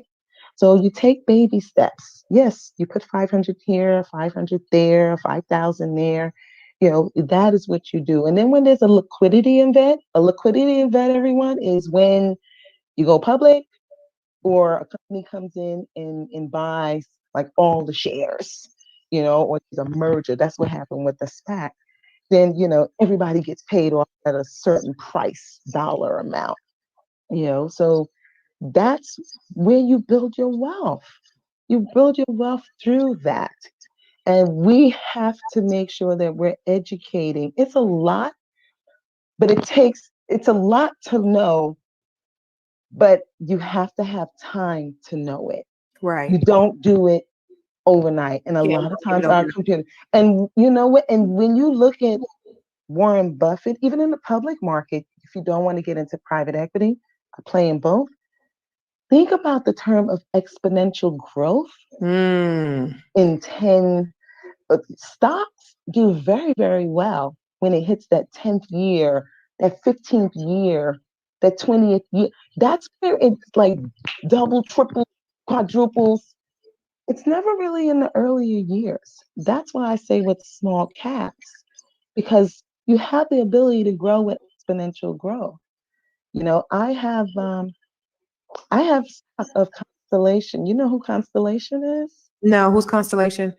Constellation is one of the liquor companies.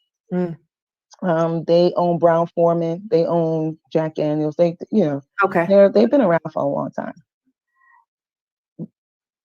When I turned 50 years back. She only 52, y'all. Cut it out. Seemed like a long time ago. I ended up getting some stock from my dad that his ass, that's a Guyanese man for you. He gonna make sure that I don't get this stock until I turn 50. He had it written. He had Constellation stock that he had for how many years? He bought it in 1986. It was 44 cents a share. I put it in the group. God. I put it in the group. So when he gave it to you, what was it worth? No, my father's dead. Oh. So my father died 8 months before my wedding. So I'm married now. I don't know my damn age, 28 years. Oh, wow. Yeah. So how did you he had to set up company. The company sent it to me on my 50th birthday. Oh my God. Right after my 50th birthday. Oh my goodness. It was sent to me, and it was like held, it's held in like with a transfer agent, just like your stock and everybody else's stock is with a transfer agent, like Computer Share or V Stock Transfer. So it was with a transfer agent through Waterhouse Securities. That's where he initially got it. So it was 44 cents. Constellation is now what, 200 and something a share. How many shares did you get? I had to just put it this way. But I don't need it. We can go and send it my way. I put it, my Is children. it in the Dynasty Trust?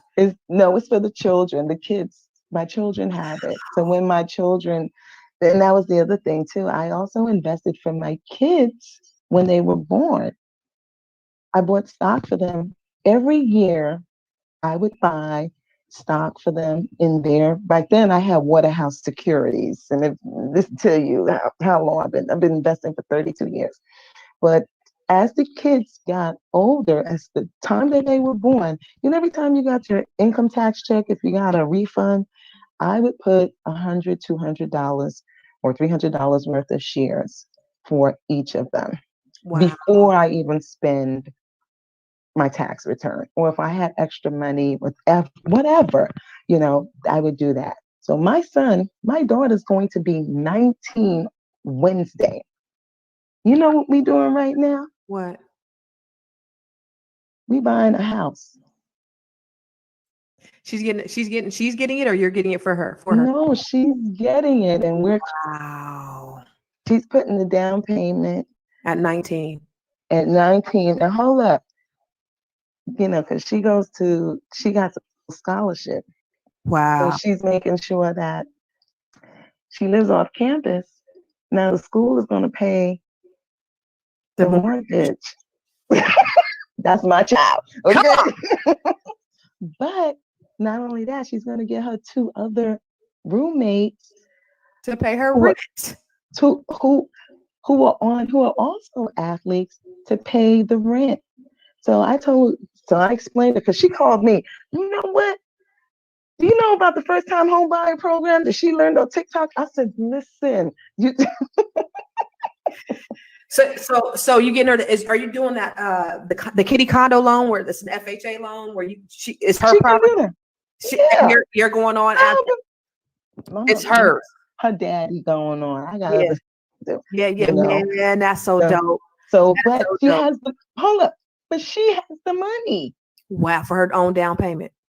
She has the money. And I said, you know what, if you plan to stay there, then that'll be good. If you don't, then at least you can rent it out. But that's what you have. She's gonna be 19. The lady was like, she's a baby. Yeah, but that's what it is. Same thing with my sons. Both of my sons are engineers. My older one lives in California. He trading every day. I gotta go, I get a thing from Merrill every day. I'm like, would you slow down? But I get and that's what it is, you guys. And that's the game that Vanessa is dropping is we have to not only do it for ourselves, learn it for ourselves, teach our kids, because that's the way that's what's gonna change our community. Really, I don't believe the article in Forbes that said in 2053, Black median wealth was going to be a 0. There's too many opportunities out here. There's too much information out there. There's too many Vanessas out here. I don't believe that. There's too many people like you that are giving the game for free. That's going to make the difference in people's lives. Folks right now, are everything that you done said, people are Googling it and they are taking heed and they're executing on this stuff. So this is, girl, this is why you and tell them to go buy some deeds. Deeds. Y'all heard me? You see them deeds. I got deeds. I got deeds. 54 properties across the United States. You hear me? Please don't tell everybody.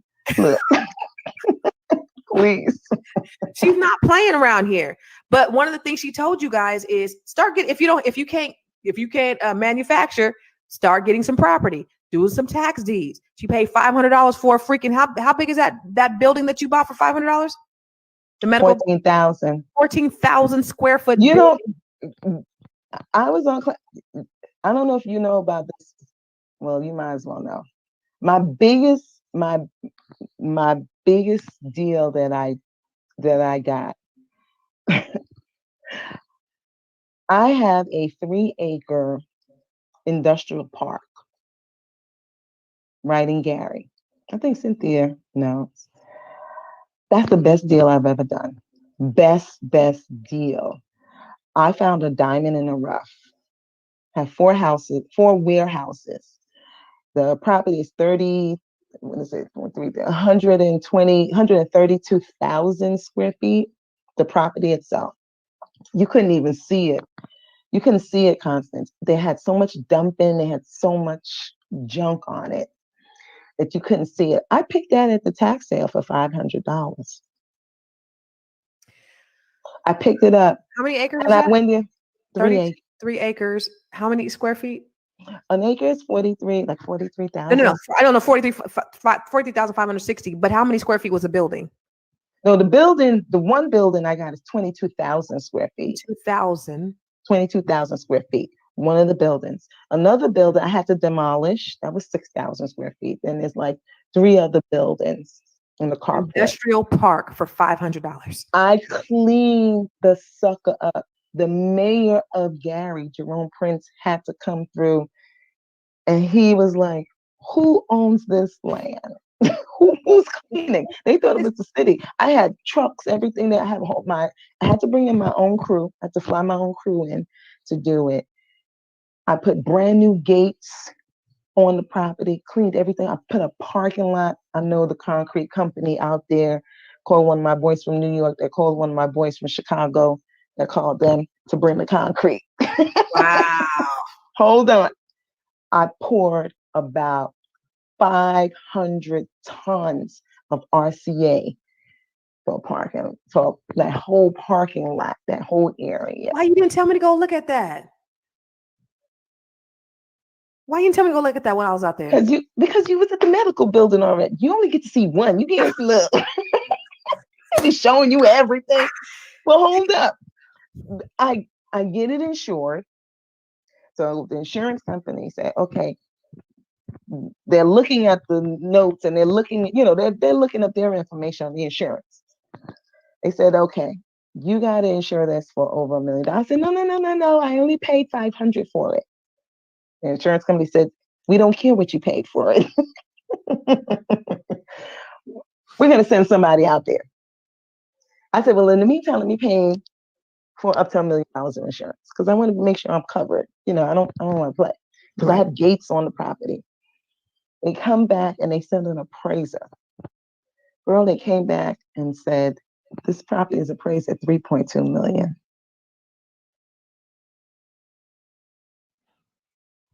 Wait. Yeah. You bought a $500 building, piece of land, property. We had 4 warehouses on it. I cleaned it up. I remember I cleaned it up. You get in commercial property, you gotta have money to clean it up. But it didn't cost me that much to really clean it up.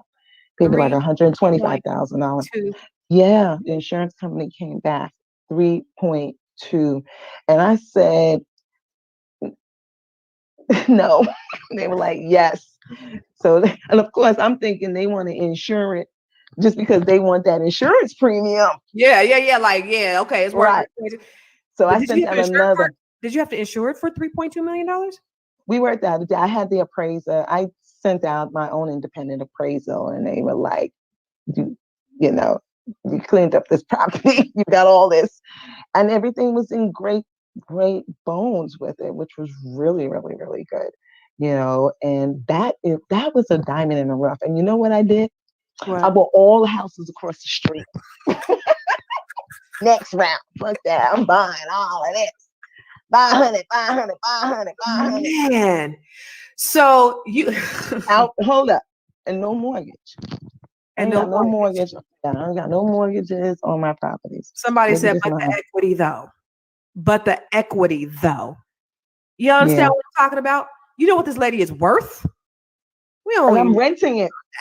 Are you renting it? Yeah, I got a manufacturer from China. What? Yeah, I got this manufacturer from China that's going to rent one of the buildings. And he's moving his manufacturing, and I gave it to him at a really great rate. Not the whole thing, just one of the buildings. It's at $40K a month for 10 years. She bought the building for $500, y'all. Not the building, the whole lot. She bought the land. The property for $500. So I'm renting that to him. I got an LOI. We signed the contract. We did that. I had an LOI done. So I had to go in and clean it. The medical building, you have an LOI?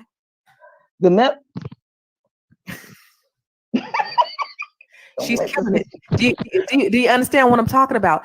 But listen, you're not going to get any of this stuff if you don't just start investing. If you don't just start doing, there are going to be some gains. There's going to be some losses. You're going to have losses. Yeah, you're going to have losses. I mean, she ain't telling you about all the losses that she's had, but she's had Oh, way more gains than losses. hold on. Come on. Listen to this. I just had one of my commercial $1 million buildings had a fire in Mm. October. Yep. Nico came there and saw it. All because I decided to use a roofer that wasn't part of my crew. Came Ooh. as a referral. I'll Ooh. never do that shit again. $480,000 loss. Guess what? What? The insurance claim, the insurance wasn't bonded that day. Oh. Just got off the phone with my insurance company, and the place was in pristine condition.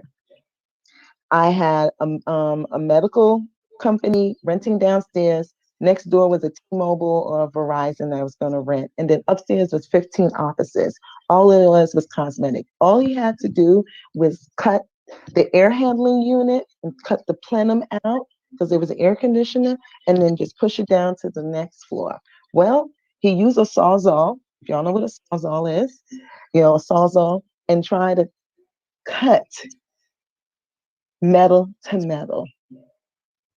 Caused the spark on the roof and caused the second floor to get on fire. But the beautiful thing is that I'm rebuilding, lost the second floor. I'm starting from scratch. I went there and cleaned it up, gated everything. The mayor, the people, everybody came out. Oh my God, this, that, because the building was in pristine condition. But it was a $480,000 loss. And the building wasn't even insured. Now it's insured. Well, But what about the contractor? What about the roofer? Was he insured? Hold up.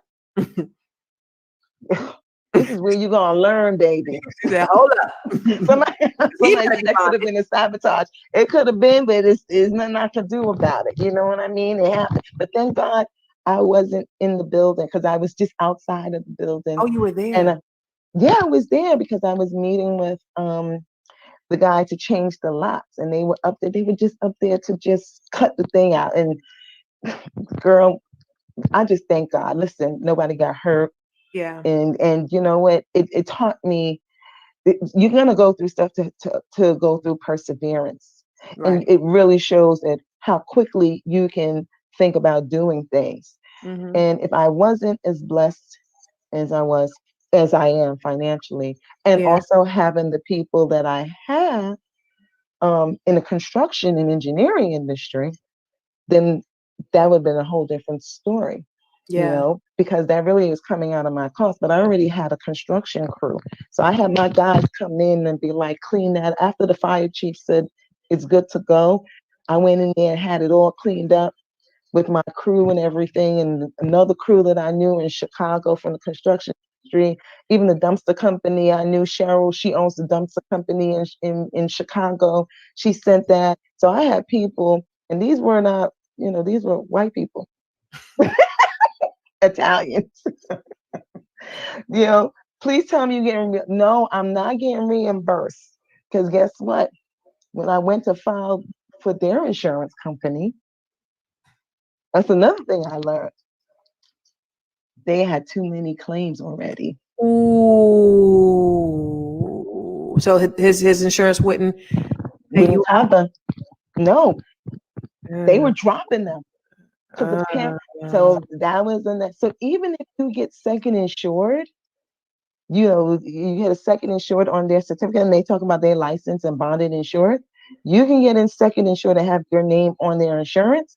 But if they are a bad actor in insurance, their insurance company don't have to cover it. So now I have to sue. My lawyers are suing them. Yeah.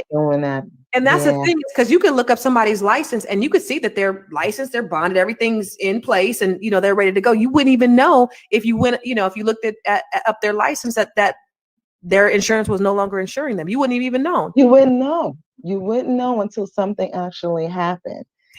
So but that was the first time I'd used someone out of my network. Yeah. And I was like, things happen for a reason. Thank God nobody got hurt. Property, you can rebuild that. Right. What are you going to do?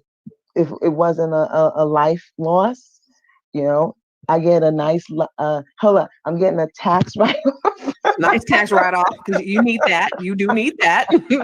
I'm That's sure what I you said. need that. That's what I said to my accountant. Can I write this off? He was like, yeah, it's called casualty loss. Okay, good.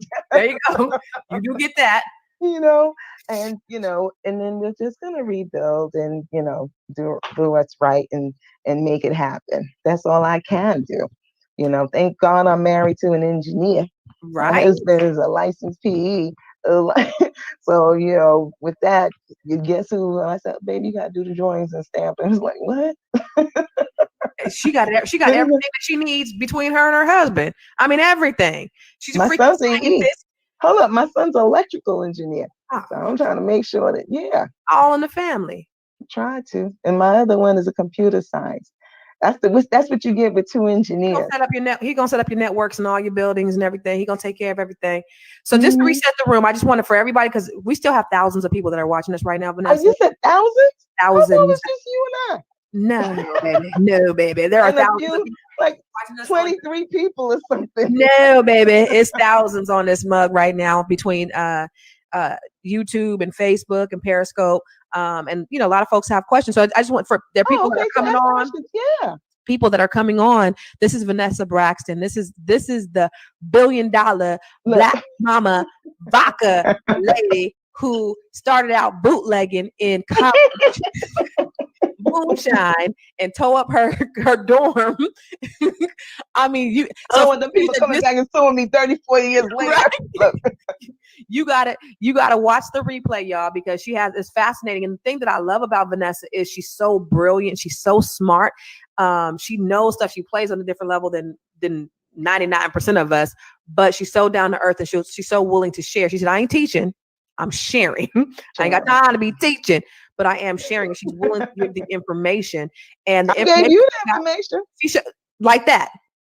So she I'm an investor in her tea, Black Mama Tea. So she has an investment group specifically for the investors, and she just be dropping the game in the group all the time. Oh, Donette Mitchell. She said, I'm a pound investor. Yep. Yes. They bought a lot of vodka. Look. Oh, make sure you guys go online and she said they almost sold out. They sold out in all of the stores.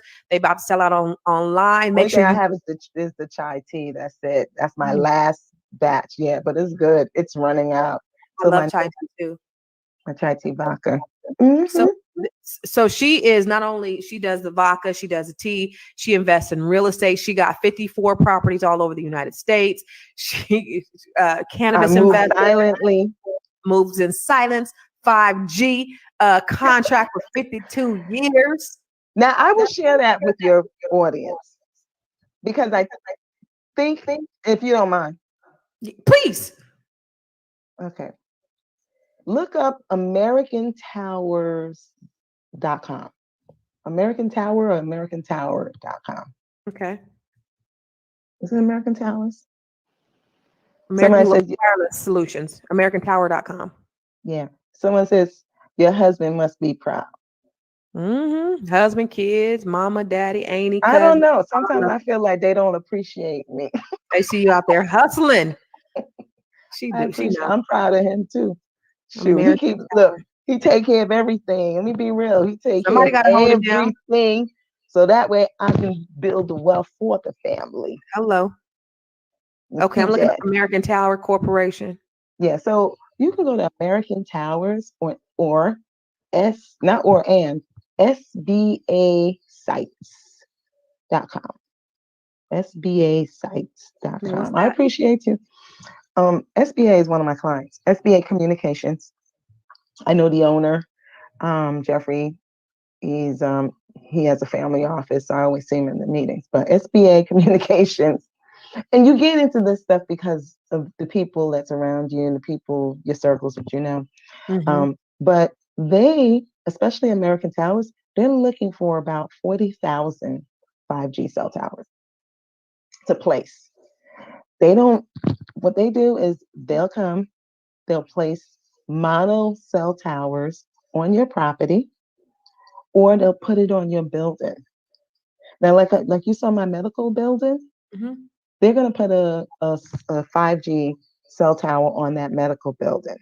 When you put the 5G cell tower, the mini ones, on a building, those run from 10 to 15,000 a month for 55 years.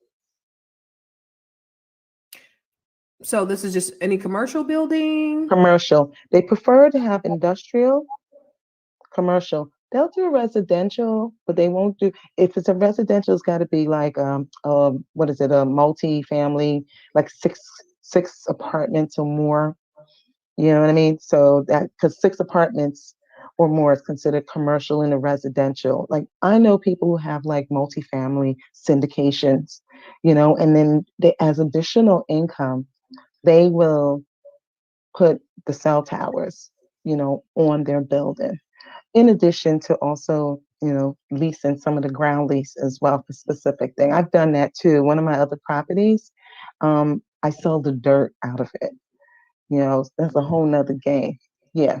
You sell the dirt, you can sell the trees to the forestry. There's so many ways to make money with real estate. That's why you want to get it as cheap as possible and you get a lot of land.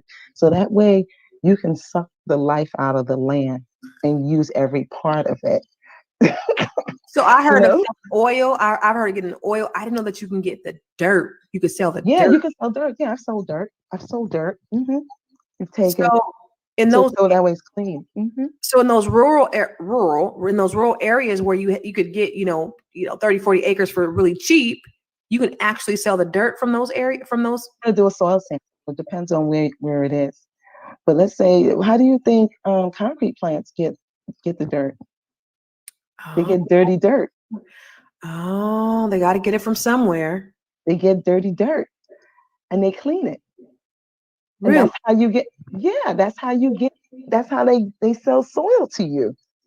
It's got to come from place. And then they have a machine that sifts it. Yeah. Y'all Same hear thing with that? concrete. Mm-hmm. My wheels are spinning right now. You better get something, and then you better get some beads, okay? Yes. Yeah. Somebody asked about somebody asked if the Gary County?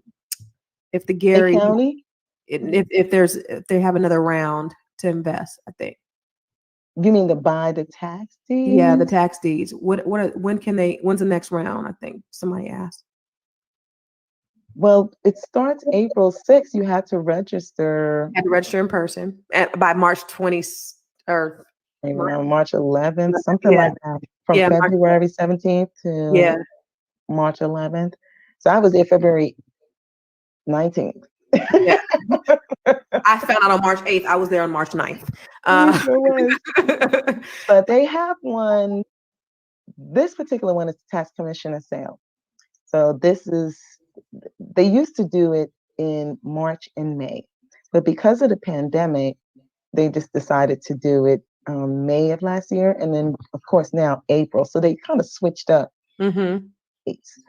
So I don't know if there's going to be another one that's in the $500 round, but there's a September auction, which is online, and you can go to Zeus Auctions, and it's normally on there. But they want all of the back taxes, and then it's a year redemption. I don't think they have good properties, but I think that's best use of your money for a year. Yeah, so basically, the owner can come back within a year. They have a year to come back and redeem their property, purchase their property back, and what is 10%? They have to pay you 10%. Yeah, they pay all the back taxes and the 10%. You get a check from the county. I've gotten redemption. And but this one is what you said, 90 days, or is it 4 months? 4 months. 4 months for this particular auction. Yeah, this one is the tax commissioner. Like for example, this one was they have until July 5th, 2021. They have until July 5th, so it's 4 months. Okay. And then the lawyers start a foreclosure process. They file at the court and they do all of that. And you pay, you do have to pay a lawyer. Mm-hmm. What's the thing I was telling you about the ones in Chicago? I got those properties for $250, mm-hmm. but then the lawyer was $2,500 each. But it's well worth it because those were commercial properties. Yes, and how much were those Chicago. properties worth in Chicago? Exactly. I mean, you basically paid $3,000 for the property. Those are called scavenger sales. I haven't gotten, yeah, is tell you what, look up the Cook County scavenger sale. Mm-hmm. It happens every 2 years. The last one I went to was 2019. So there should be one coming up in 2021, but I haven't heard anything about it. They wait till the last minute. For some reason, I always feel like they don't want everybody to know. Mm-hmm. But Exactly. but that particular auction, I can count on my hand and have a change left, but it must have been only about 7 Black people. Wow. 7 Y'all, Black. y'all make sure, okay, right now, hit the thumbs button, hit thumbs up, hit the like, make sure you're subscribing to Fly Nubian Queen and Nobody Works Harder Than Constance Carter on YouTube. Y'all, Vanessa Braxton, and I know you tired. She got her second COVID shot today, and I'm just keeping her No, up. Saturday. Look, Saturday, but I'm drinking vodka. she's feeling the effects today, and she felt the effects before we even got on here. So I'm so grateful that you've been on here with me this long.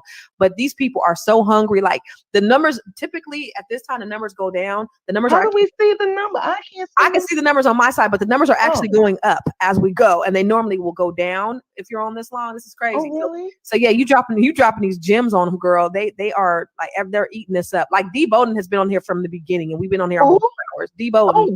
I love D. Yeah. She said, can you explain the connection to American Towers and stock? What the connection was it was about her land. It was about the 5G, right? They leased my land. Mm-hmm. So it didn't have anything to do with her stock. They pay rent. They pay me rent for 55 years.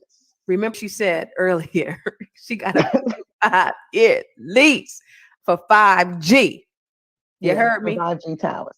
So what I'm planning to do, one of my goals is to grab up another 100 properties of just.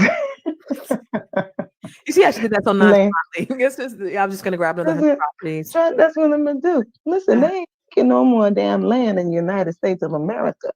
I'm definitely getting my granddaddy's land in Scotland. Forget that. You know I'm great granddaddy. Manifesting that shit.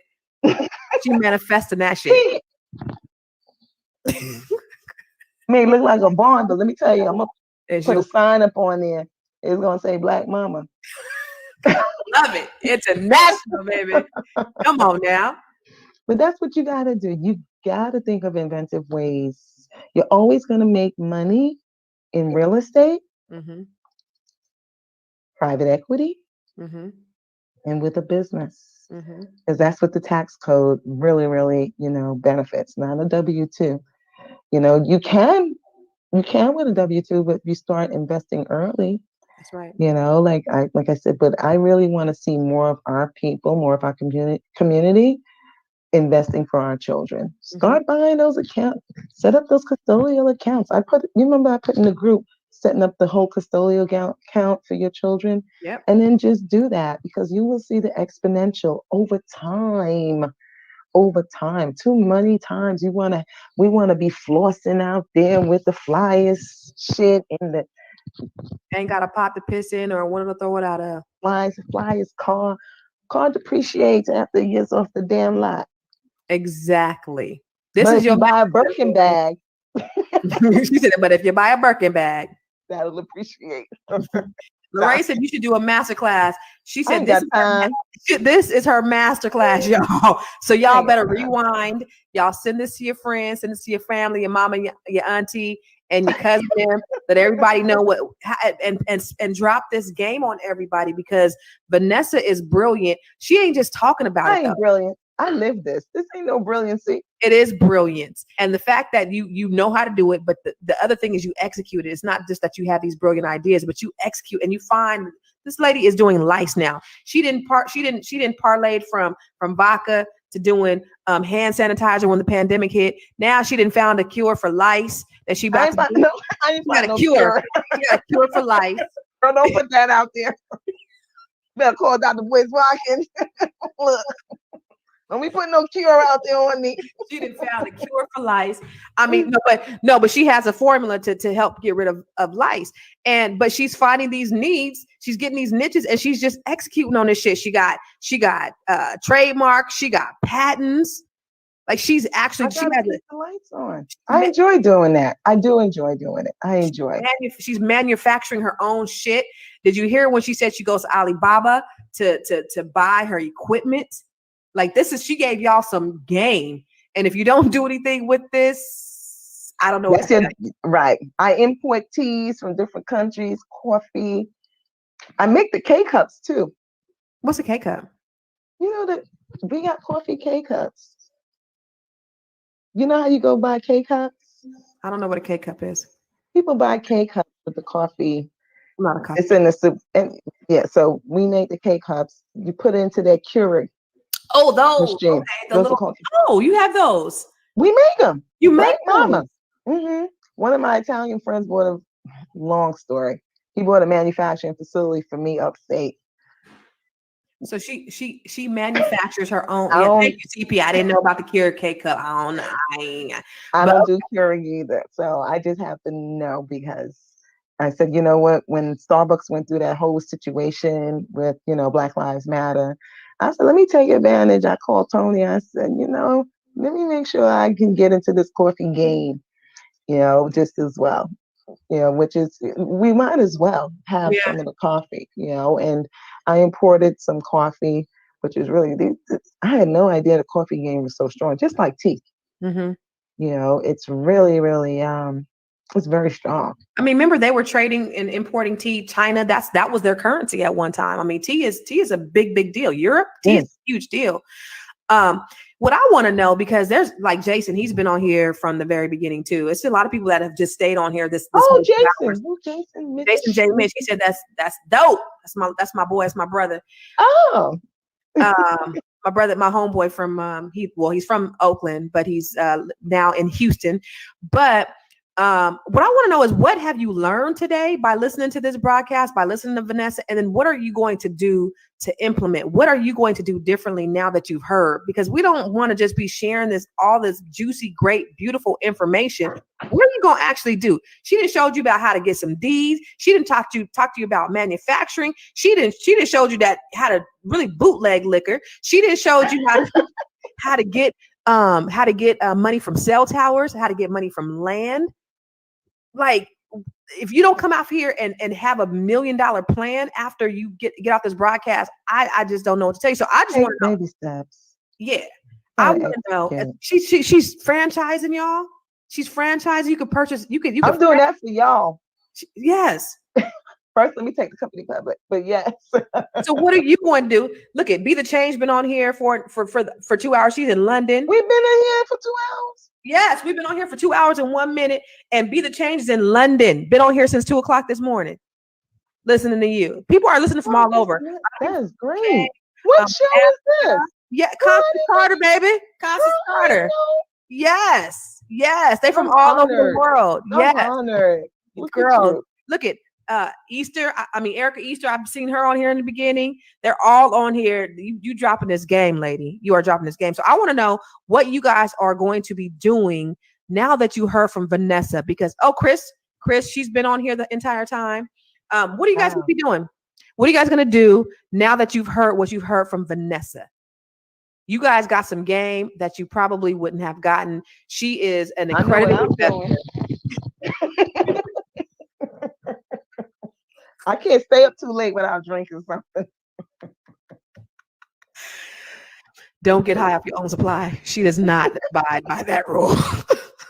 What are you going to do? The moonshine quit. I want to know what y'all doing. I see. I'm going to think large. B1 Beauty. I'm going to think large to do large from Hawaii. Oh, B1 Beauty's in Hawaii, lady. Okay. Danette says she's going to increase her shares in Black Mama Vodka when Black Mama teas and cafes. Come on. I can't wait for our class tomorrow, so I can definitely tell you my plans. All right, CP Beauty. Okay. Let me see. I came in late, and go back and listen carefully to everything. Please make sure you do. I'm going to get my lathe machine. Lathe? Lathe? What's lathe? It's a lathe machine? Yeah, she's going to get her a lathe machine. He or she, Be the Change. Allison says she's going to do some earth thing. That's what I like. Allison, that's my middle name. Really?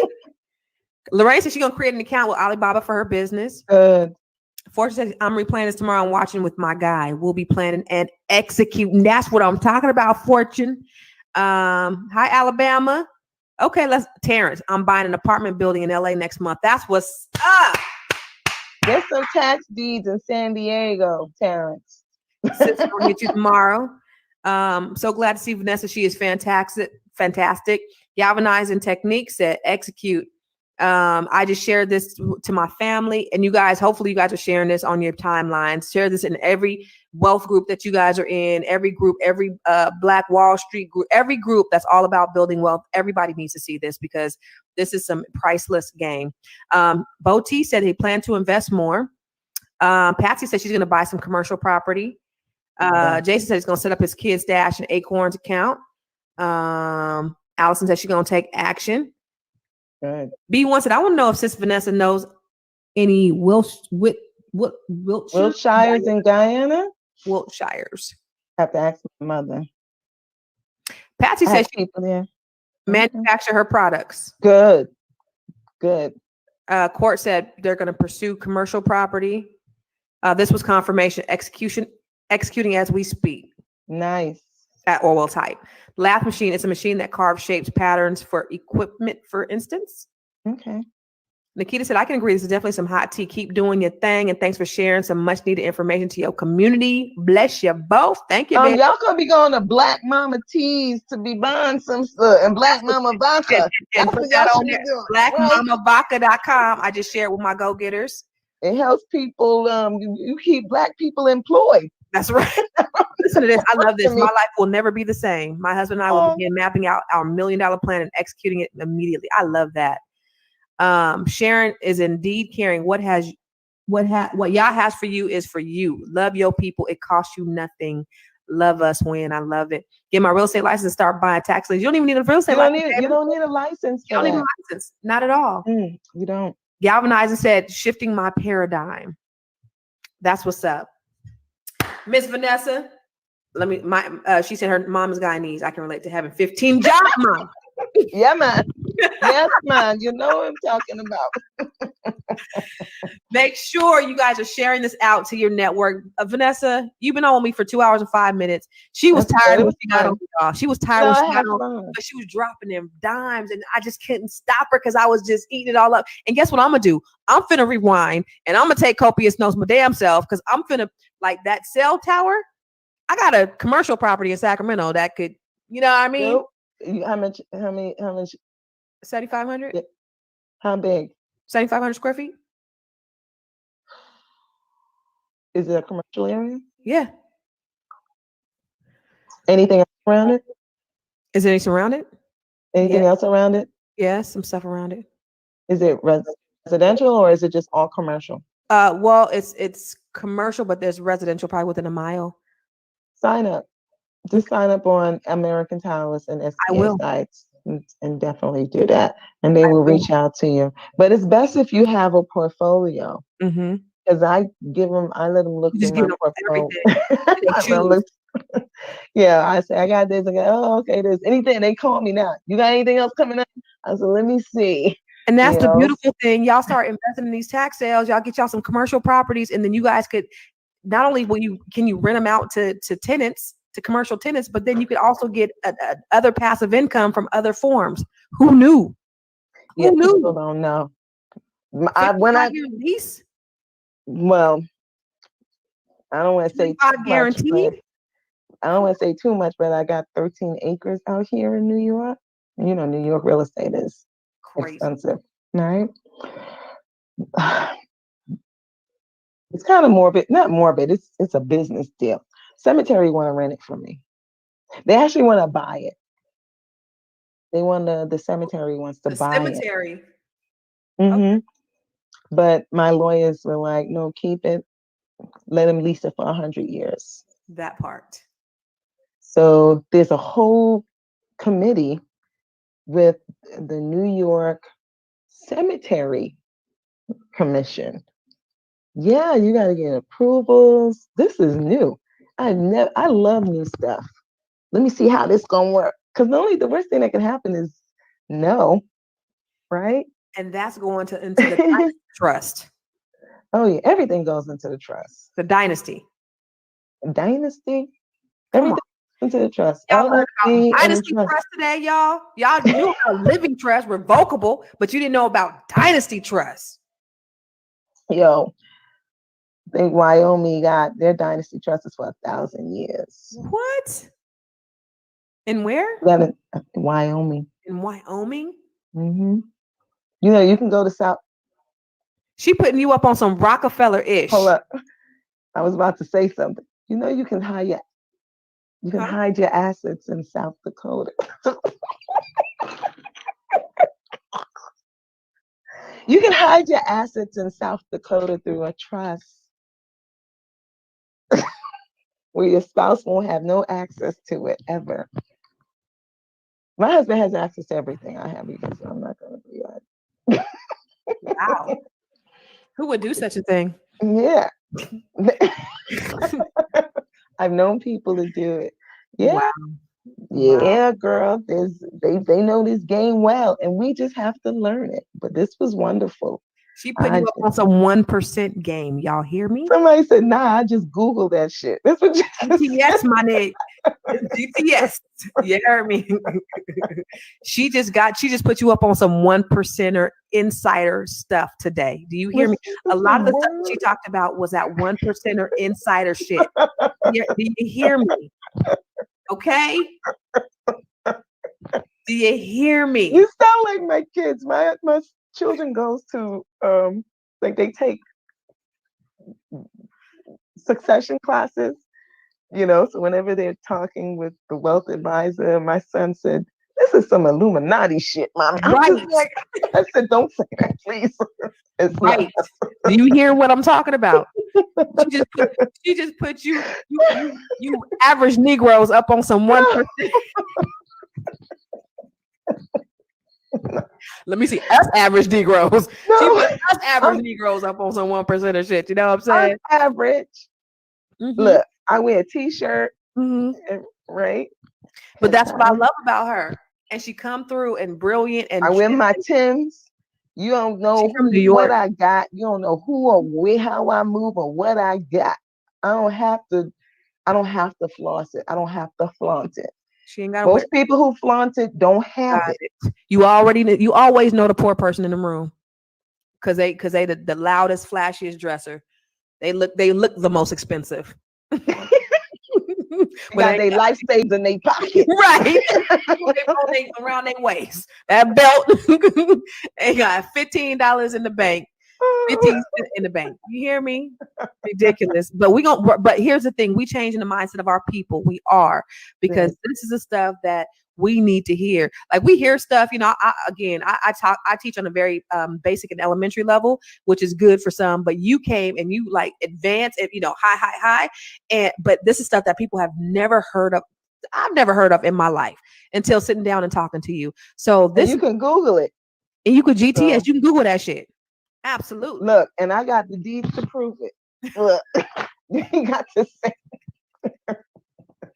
I got the paper. Come on. Get these tax deeds. Get this money, y'all. Get this money. You actually gave me the a person. Do you want to shout her out? The person who does the tax deed classes? I know Nico Cherie does one, and then I think it was Cherie. Was it Nico Cherie? Yeah, no, it wasn't Nico Cherie. It wasn't Nico Cherie. It was somebody else that you gave me. Shanette Williams. Shanette Williams. Shanette Williams has a tax. But I don't know. She does for 50 states, and she does Bitcoin. But she has like 20 properties of her own. I actually let some of my guys. She used some of my guys to clean up some of her properties and stuff. Okay. And she's part of like she's also a veteran, and she always said I mentored her. I ain't do shit. Well, she just what? Yeah, you are. You a whole lot. You got about 1,000 mentees right now, Vanessa. So if you get some new followers. No. I got kids. My kids have become that. Look, I had this whole conversation with my cousin Trina, right? Trina Braxton, y'all. Yeah, right. So she's like, you know what? I need to make sure I'm protecting you because I need you. And my kids was like, we need mommy too. Exactly. Wait a minute, Trina. Hold up. Hold up. Right. Uh-huh. I was like, y'all, look, I'm just trying to make $1 billion out of 15 cents. I downloaded the brochure to SBA sites. Good. The only thing is that when you go to SBA sites, you sign up, you make sure you have some properties. These folks don't have time to deal with people who don't have shit. Don't have any property. No, seriously, because the first question they're going to say, okay, what's the address? And if you don't have an address and you don't have property, they don't take, because they're about their business. They're doing $9 billion. They're not, they're in the industry. That's what they do. Yeah. And get a lawyer. Make sure you get a lawyer whenever you're gonna, because they're gonna try to hustle you. Everybody does. Yeah, because it's business. It's business at the end of the day. So if you can buy tax deeds or a tax lien, get the property, get it cheap. I bought some tax deeds a couple of weeks ago, Zeus, for $50 each. Really? I told you, y'all do not listen. Come on. I put in the thing Zeus auctions. So I bought in Pulaski, and I bought, what did I get? I can't even remember. I think I got 12 properties. 4 of them I paid $500 each for. So it was an acre each. So they were right next to each other, up to the road. And I already told SBA that, they want that property. They could put a cell tower on there, and then the other one, it was in an old development, like a resort or something that they didn't sell, or they sold, and people just, I don't know, I don't care. And then I bought clusters right next to each other. So that way I can see the right of way. Like I can look at the GIS map and know the topography and know the right of way for access. So that way, if I want a cell tower there, I can have them put it there. And I ain't got to do shit. They do the survey. You hear this? She gonna make this money, this passive income off of a cell tower on her commercial building, and also get money from renting the units out as well. Yeah. Ain't that the American way? Didn't they say that in the Boys in the Hood? No, that wasn't Boys in the Hood. It was Boys in the Hood. It's the American way. With that Wesley Snipes. Yeah. I mean, she epitomizes that though. Y'all hear this? Y'all hear this game? Y'all hear this game? So make sure that you go back and you rewind this thing and you take notes and you execute. The biggest thing, y'all, is executing. Don't keep it inside. Don't keep it to yourself. Make sure you share it out to everybody that you know, because what God has for you is absolutely for you and nobody can take it away. Don't keep this to yourself. Don't keep it to yourself. Share it with somebody else. Let them have an opportunity to do the same thing as you do. It's not a competition, because we can all get there, y'all. It don't have to be just one. We don't got to be crabs in the barrel. It could be all of us. So give this to everybody, because we need this. We need this. Our community needs this information. It is powerful, Allison. Very powerful. And order from Black Mama Vodka or Black Mama Teas. Come on, blackmamavodka.com. And all she got is chai tea left, which I love chai tea. Yeah, chai tea vodka. And you can get the teas and the coffees and other stuff. Remember, I employ Black people. Hello. In the hood. Let's Hello. just keep it real. I have people making $22 an hour. I'm in New York. Yeah, girl. In the hood. Think about that. I was like, God damn. How many employees do you have, Vanessa, at the manufacturing plant? 8. Okay. 8 there, but I have 24 across the U.S. because I have brokers, salespeople, and do that. Yeah. Wow. That's beautiful. Thank you, Antoinette Marie, for hanging out with us. Yeah, thank you. Oh, New Jack City. New Jack City. Oh, yeah, it was. It was New Jack City. Yes, it was New Jack City. Yes. All right, Miss Vanessa. Thank you, lady. Go to sleep. Go in. Did your arm hurt from the injection? Because my arm was hurting from the injection. Yeah, it was killing me. Yeah, it was. This vodka's doing me right now. I done had like 3 shots. Getting high for own supply. It's my reserve. It's my reserve. I have a wine cellar. She just ordered a couple of bottles. Don't order them all up before I get on there and get mine. Okay, Nancy? Don't know, but I got to get, how many you got? You hope you got plenty, right?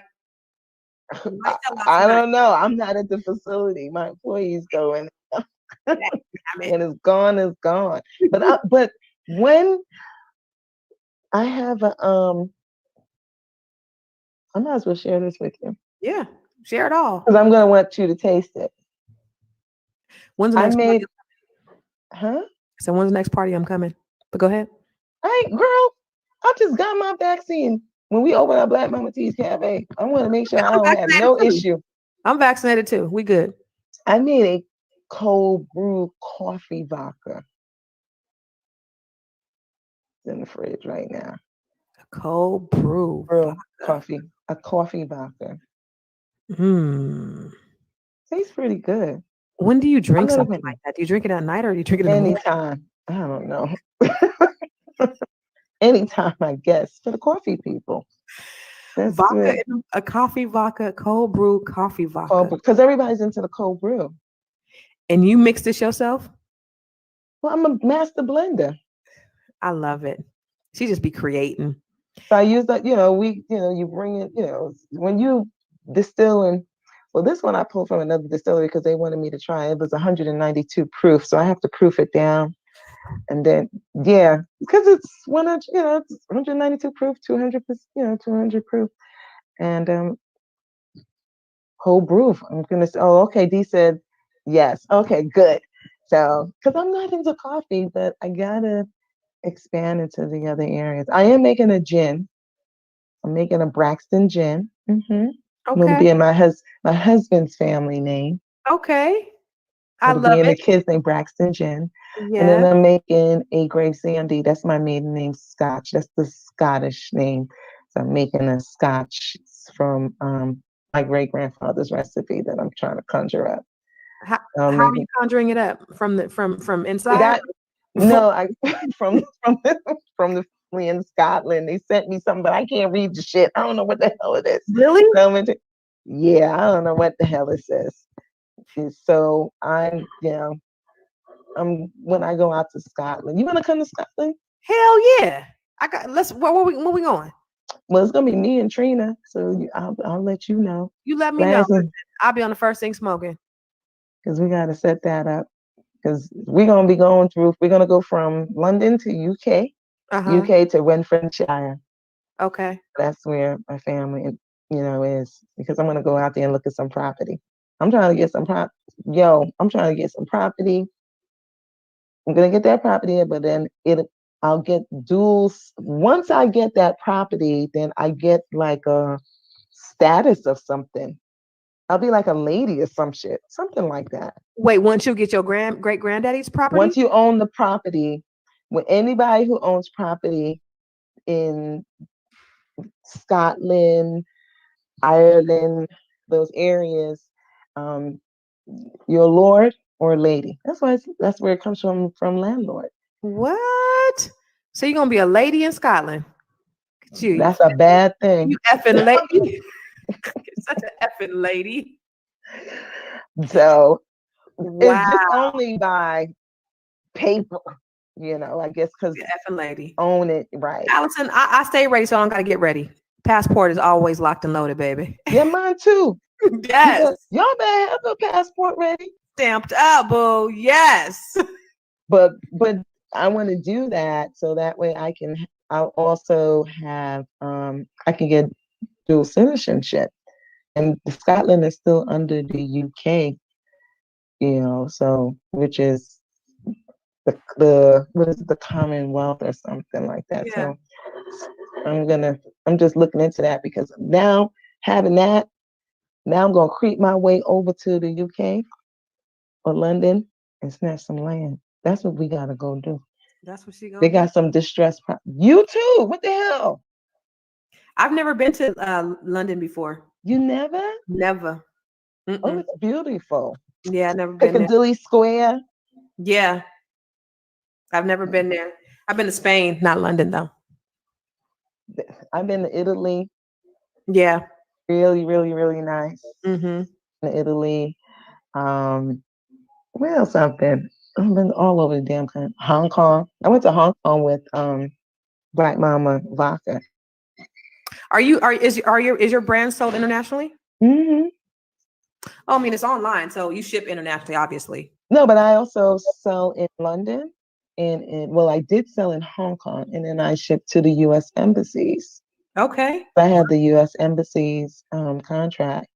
So yeah, it's a consolidated contract. But London, you know who the biggest see, this is where people gotta really, really think outside of the box. Um, Amazon is the largest online supplier of liquor in London Why? because nobody else is doing it. Amazon Really? gets to sell, yeah, you get to sell your liquor on Amazon's website in London. Really? Yeah. They're always looking for US manufacturers for liquor and you gotta be 18 and over. Wow. So I've always sold, I ship to London to Amazon Distribution Center, Mm-hmm. and then they will ship it to other countries. So it'll be Wow. on there. Yeah, so they'll do that. And the other thing is the US, I'm Mm. in a program called WASUDA, W-U WASUDA, WUSATA. There's 4 regions. That's the Western one for California, because I have a California office in Santa Clarita in Right. Belize, Right. right? So what they do is they pair you up with other countries with your brand when you're a manufacturer. Mhm. Really? Yeah, and then what they'll do is they have a branded program. If you're exporting outside of the US, and Obama put this program together, the branded program is they'll give you marketing money up to $320,000 a year to market outside of the US so you can export. Really? And they'll pay for you. That's how I went to Hong Kong. A I Queen went Lee. to- A Queen Lee said she needed to get her grandma's wine recipe. Exactly, lady. Exactly. And Black Voltron said opportunities, opportunities, opportunities. She is just putting you guys up, putting all of us up on just so many opportunities. Look at wasuda.org, and there's one for each reason. And you have exim.gov, exim.gov. EX You what? know, exim, exim as in Mary.gov. Look at. hmm That's the exporting mechanism. I'm a guest speaker for them all the time because I export and I import, and it's very lucrative. They're always looking, other countries are always, other than Africa, other countries are always looking for American made brands. And the US will pay, you know, for you to market outside of the US because we Wow. have 10% exporting to other countries. Mm. Professor Vanessa in the house. It's in the Look, house. You heard that's the vodka talking. Look. Vanessa. Oh, Jesus, Lord Jesus. We're That's gonna the let vodka talking. because it's about 11 o'clock. It's 11:30 over there, late. Okay. Well, All right, y'all. Listen, hard. I want to see you executing. I want to see you executing. Make sure you go to ConstanceCarterVIP.com. I do a Q&A every Tuesday at 8 o'clock. And come over there tomorrow and let me know what you learned, because I want to know what you learned and what you're getting ready to execute on. Let's talk about it. Let's talk about some next level stuff for you guys. So go to Constance Carter VIP and subscribe. And let's talk about what you're going to execute on from what you heard tonight from Miss Vanessa Braxton. This was some good shit, y'all. You hear me? If you don't walk away inspired and ready to take on the world, I do not know what to tell you, because you got everything that you need right here. If you ever thought about manufacturing, you could do stuff online. I mean, Vanessa is doing everything online, I'm in just person, moving in silence. and she looks for the gap. She sees the need. She sees it where there's pain points, and she feels the need. And that's how you become successful at business. She had a lot of gains. She's also had losses. She told you about her $400,000 losses she had on one particular property. 480,000. 480,000. But I mean, made $3.2 million on a $500 investment. I mean, it's just crazy, right? But you won't be able to get that kind of thing unless you start executing today. And that's the whole point. You're not going to get any of this shit unless you execute on it now. So start doing your research. But more importantly, be like Nike and just do it. Don't just sit here and listen to this and keep it to yourself. And be don't like, let people talk you out of it. come on. You're going to learn. Even Yeah. if it's a bad mistake, don't let somebody talk you out of it, because you'll learn. You'll learn from your mistakes. I know Diamonds, I have. nuggets, and all of that. Y'all, thank you for tuning in. We love you. God bless you. Good night. Hit the thumbs up button as you go out. Hit the thumbs up. Subscribe. I'll drink to that. Look at you. Postgraduate level entrepreneurship class tonight, baby. Yes. Look at that. Execute.